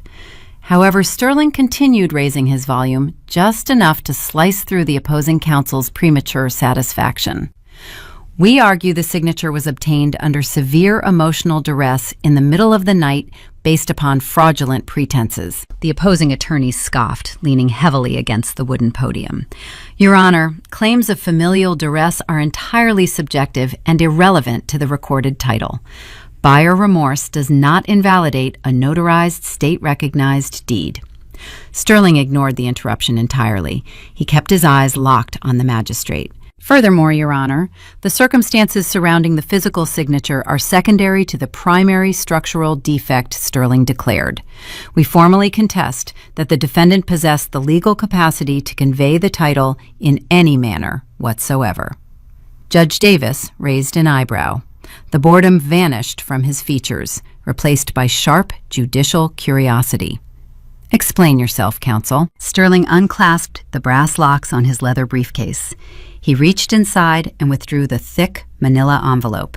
He extracted the heavy premium parchment pages. "The residential property located on Maple Drive does not belong to Emily Woods," Sterling announced, his voice echoing off the high plaster walls. "The property is exclusively owned by the Woods Generation Skipping Irrevocable Trust." He walked forward and handed the dense 40-page document to the bailiff.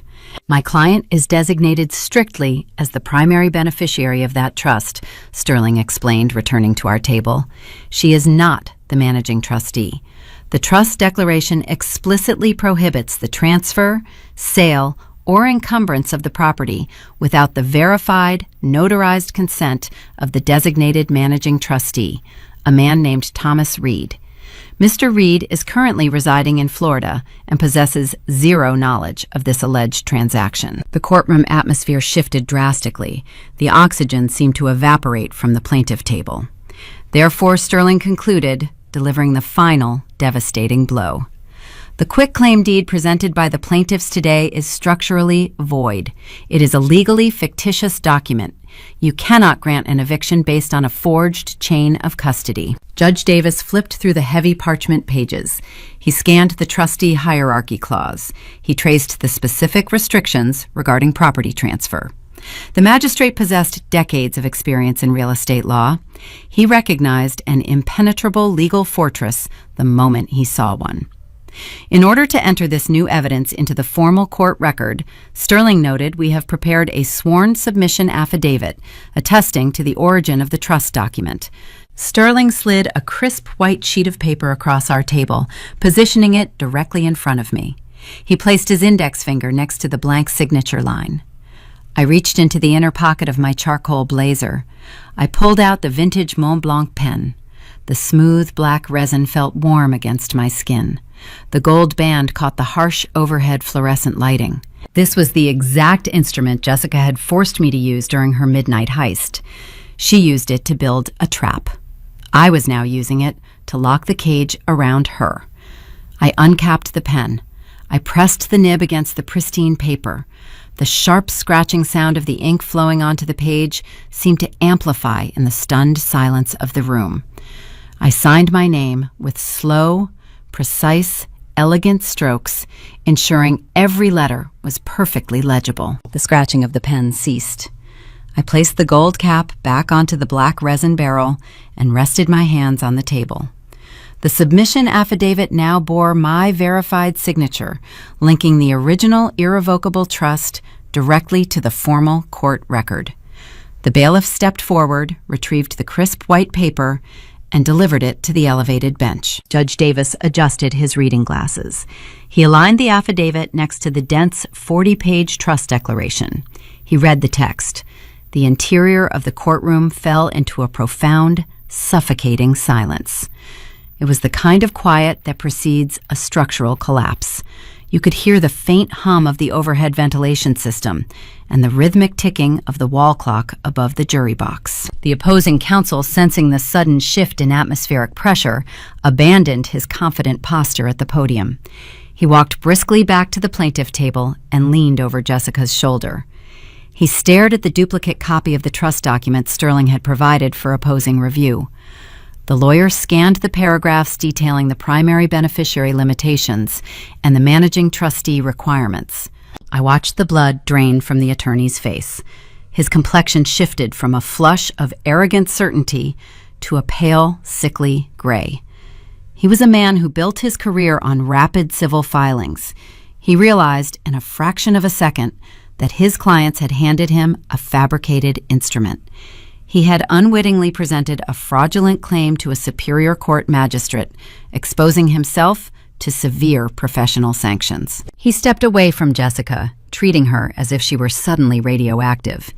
He gathered his legal pads and took 2 distinct steps away from their chairs, severing his association with their sinking ship.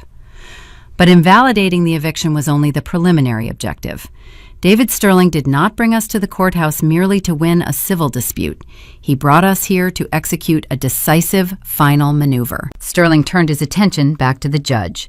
The magistrate was already shaking his head, preparing to dismiss the holdover complaint. "Furthermore, Your Honor," Sterling interjected, his voice ringing clear and authoritative across the silent room, "the plaintiffs did not merely record this fictitious deed to pursue an illegal eviction. They utilized the fraudulent title to execute a secondary operation." Sterling reached into his leather briefcase one final time. He withdrew the heavily redacted banking records we had acquired through the private investigation. He handed the stack of financial documents to the bailiff. 2 weeks ago, Sterling stated the plaintiffs approached Chase Bank. Jessica Woods utilized her professional credentials as a licensed senior loan processor to bypass standard underwriting protocols. She presented the void quitclaim deed to a federally insured financial institution, attesting under penalty of perjury that her limited liability corporation held free and clear ownership of the property. She used a phantom asset to secure a $300,000 commercial line of credit. The air in the courtroom grew heavy, dense with the gravity of the accusation. "The funds were dispersed immediately," Sterling continued. "We possess the wire transfer receipts demonstrating the capital was subsequently routed to a corporate entity to cover prior illicit debts incurred by Jason Woods. By executing this sequence of transactions, the plaintiffs committed a textbook violation of Title 18, United States Code Section 1344, bank fraud." The phrase hung in the air, a cold, sterile classification of their arrogance. I turned my head slightly to observe my family. I wanted to see the exact moment the illusion fractured. Jason's reaction was not a slow, creeping realization. It was a sudden, physical collapse. The invisible string holding his posture upright simply snapped. His shoulders slumped forward. His chin dropped toward his chest. His hands, which had been resting confidently on the wooden table, slipped off the edge and dangled at his sides. The tailored Navy suit no longer projected the aura of a successful developer. It looked like a costume draped over a hollow frame. He understood the severity of the federal code. He knew his attempt to bury his corporate embezzlement had just spawned a far more devastating criminal exposure. Jessica sat frozen. The smug, patronizing smirk she had worn since the Thanksgiving dinner shattered. Her eyes widened into circles of unfiltered, open-mouthed terror. She stared at the back of her retreating lawyer. She was a professional who understood the banking industry. She knew federal investigators did not negotiate. She knew they possessed the authority to audit her employer, freeze her accounts, and revoke her license permanently. The career she idolized, the freedom she took for granted, and the pristine social media facade she curated were disintegrating in real time. She reached out and grabbed Jason's forearm. Her manicured fingers dug into the fabric of his sleeve, seeking an anchor that no longer existed. Jason did not look at her. He kept his eyes fixed on the floor. Judge Davis lowered the banking documents. His expression hardened into concrete. The standard judicial neutrality vanished, replaced by a fierce, rigid intolerance for the deception enacted within his jurisdiction. "Counsel," the judge barked, his voice cracking like a whip. He directed his gaze at the retreating opposing attorney. The lawyer raised his hands in a defensive gesture. "Your Honor, I had zero prior knowledge regarding the financial maneuvers of these individuals. I was retained strictly for a residential holdover matter. I am pausing this eviction proceeding immediately," Judge Davis declared. "The civil complaint is dismissed with prejudice." The magistrate gathered the trust declaration, the void quitclaim deed, and the Chase Bank wire receipts. He tapped the edges of the paper against his desk, aligning them into a neat stack. "However, this matter is no longer contained within the purview of the civil docket," the judge continued. "I am impounding these exhibits. The court clerk will forward the entire unredacted file directly to the District Attorney White Collar Division and the federal regulatory agencies for immediate criminal review." A sound erupted from the back of the gallery. It was not a rehearsed theatrical sob. It was a raw, jagged, piercing scream. Barbara stood up from her wooden bench. She clutched the back of the pew in front of her. Her knuckles were stark white. The reality of the situation had finally breached her psychological defenses. She watched the magistrate hand the evidence of her son's federal crimes to the court clerk. The golden child she had protected, enabled, and subsidized for 3 decades was now destined for a federal indictment. The grief in her voice was genuine, unpolished, and harrowing. It was the sound of a mother recognizing her own complicity in the destruction of her family. The bailiff moved swiftly down the aisle, gesturing for Barbara to sit down and maintain order. The courtroom descended into a chaotic murmur of hushed whispers and shuffling papers. I did not turn around to watch my mother unravel. I did not look across the aisle to witness the ruins of my brother and his wife. I felt no desire to gloat or bask in their humiliation. The data was processed. The equation was balanced. I picked up my leather handbag. I nodded to David Sterling, acknowledging his flawless execution. I stood up from the defendant table, turned my back on the courtroom, and walked up the center aisle.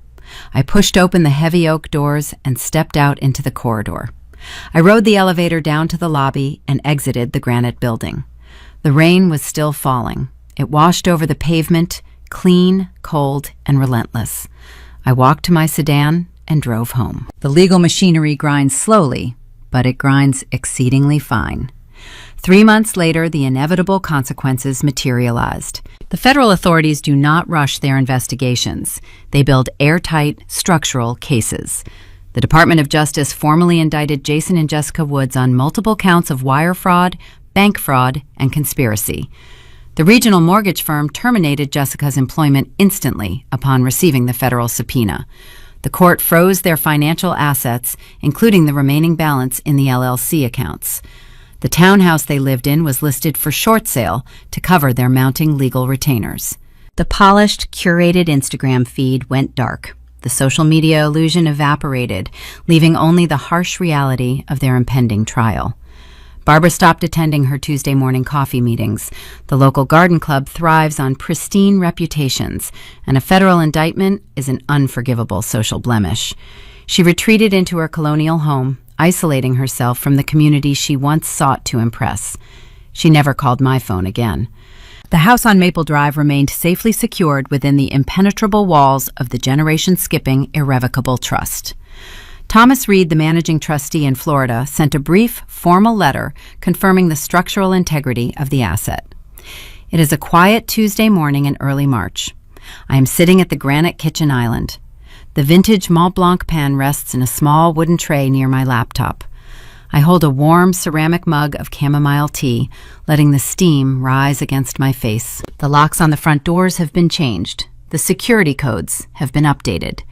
The lingering traces of the midnight ambush have been scrubbed from the foyer. I look around the empty space of the kitchen and listen to the ambient hum of the refrigerator. Silence is a fascinating variable. When a family manufactures a crisis, they use silence as a weapon. They use it to isolate, to confuse, and to punish. They weaponize the quiet to starve you of data. But when the conflict ends and the threat is neutralized, the nature of the silence changes. It is no longer a tactical maneuver designed to inflict anxiety. It is simply the absence of noise. It is the sound of a secure perimeter. It is the sound of a foundation that held firm against the storm. I take a sip of my tea.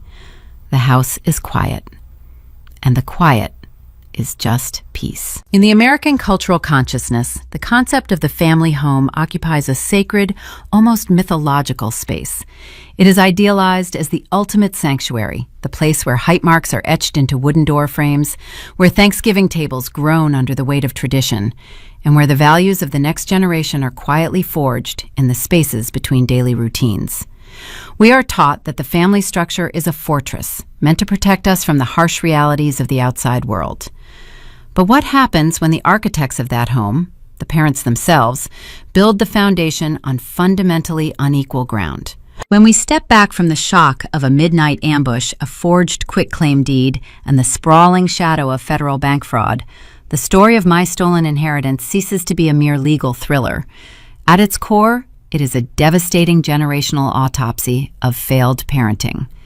It is a cautionary tale about what occurs when the fundamental duties of raising children, instilling honesty, enforcing fairness, and practicing emotional awareness are abandoned in favor of preserving a hollow, curated illusion of success. To understand how a brother could look his sister in the eye and casually offer a $5,000 bribe to steal her rightful property, we must look at the environment that manufactured his entitlement. Jason did not become a corporate embezzler and a familial predator overnight. He was carefully, methodically molded into one by a mother who believed that protecting her child meant shielding him from the consequences of his own actions. This is the toxic underbelly of the golden child dynamic, a tragic phenomenon entirely too common in affluent suburban neighborhoods. Barbara loved her son, but her love was entirely devoid of emotional awareness or moral boundaries. Whenever Jason stumbled, whenever he accumulated debts or failed in his ventures, Barbara did not allow him to feel the sting of his failures. Instead, she rushed in with a safety net, smoothing over the cracks, paying off the creditors, and projecting a flawless image to her garden club peers. In doing so, she committed the ultimate parental failure. She taught him that accountability is an inconvenience reserved for other people. She taught him that his desires were paramount, and that any mess he created could simply be swept away by someone else. When parents fail to guide their children through small, manageable failures in their youth, they inadvertently guarantee that those children will face catastrophic, unmanageable failures in their adulthood. Jason's federal indictment was not a sudden anomaly. It was the inevitable destination of a road Barbara had been paving for him his entire life. Conversely, we must examine the silent, heavy burden placed upon the good child.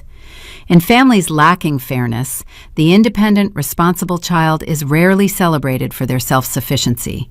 Rather, they are viewed as a utility. Because I did not demand financial rescues, because I built a stable career as an analyst and managed my own life, my stability was commodified. Barbara looked at my emotional strength and my financial security not with maternal pride, but as a harvestable resource meant to subsidize Jason's recklessness. When a parent demands that one child sacrifice their well-being to cover the sins of another, they are not asking for family loyalty. They are demanding a hostage. Emotional awareness in parenting requires the ability to look at each child with objective clarity, offering unconditional love without offering unconditional immunity. A healthy traditional family structure relies on the absolute bedrock of fairness. If honesty is replaced by the desperate need to keep the peace, the family does not find peace. It simply delays a massive structural collapse. Yet within this tragedy, there is also a profound lesson regarding the enduring power of responsible, forward-thinking guidance. My father did not leave behind a legacy of blind, naive trust. He was a man who understood the bitter realities of human nature, even within his own home. He recognized his wife's blind spots and his son's destructive trajectory. True parenting does not end when a child turns 18, nor does it end when a parent passes away. My father's final act was a masterclass in protective love. He did not simply hand me the keys to a house and hope for the best. He handed me a vintage Montblanc pen and taught me the rigorous logic of reading the fine print. He gave me a brass key to a hidden vault, and he established a generation-skipping, irrevocable trust. He understood that hoping your children never face a severe storm is a fool's errand. The duty of a parent is to give them the blueprints, the materials, and the legal structures to build a shelter that cannot be blown away. He left me a foundation that held firm against the ultimate betrayal, because he loved me enough to tell me the hard, uncomfortable truth about the people sitting at our own dinner table. These quiet, devastating dynamics play out in countless homes across the country, hidden behind drawn curtains, manicured lawns, and perfectly curated social media feeds. The pressure to project a flawless family unit often traps victims in a cycle of silent endurance, convinced that setting a boundary is an act of betrayal. If you have ever been the child expected to quietly carry the weight of a family's secrets, or if you have ever had to draw a hard, unforgiving line to protect your own hard-earned foundation, you are not alone. These are the complex, deeply human narratives we dissect and bring to the light. I invite you to drop a comment below sharing your own experiences with setting boundaries, and please subscribe and follow Aura Vengeance. Together, we will continue to explore the stories where quiet observation outmaneuvers loud manipulation, and where earned justice always finds a way to balance the scales. As I sit at the granite island in the home my father built, listening to the peaceful, unbroken silence of a secure perimeter, I am left with a lingering, complicated thought. Parents do not merely leave behind physical assets, bank accounts, or real estate. They leave behind the moral framework their children must eventually live within. They hand us a set of keys. Some of those keys open doors to wisdom, resilience, and profound strength. But some of those keys unlock dark, inherited rooms of entitlement and deceit. Ultimately, the true test of adulthood is sitting in the quiet aftermath of a family storm, looking at the heavy ring of keys you have been handed, and deciding for yourself which doors you will walk through, which doors you will lock forever, and which locks you simply have to change to finally find your peace.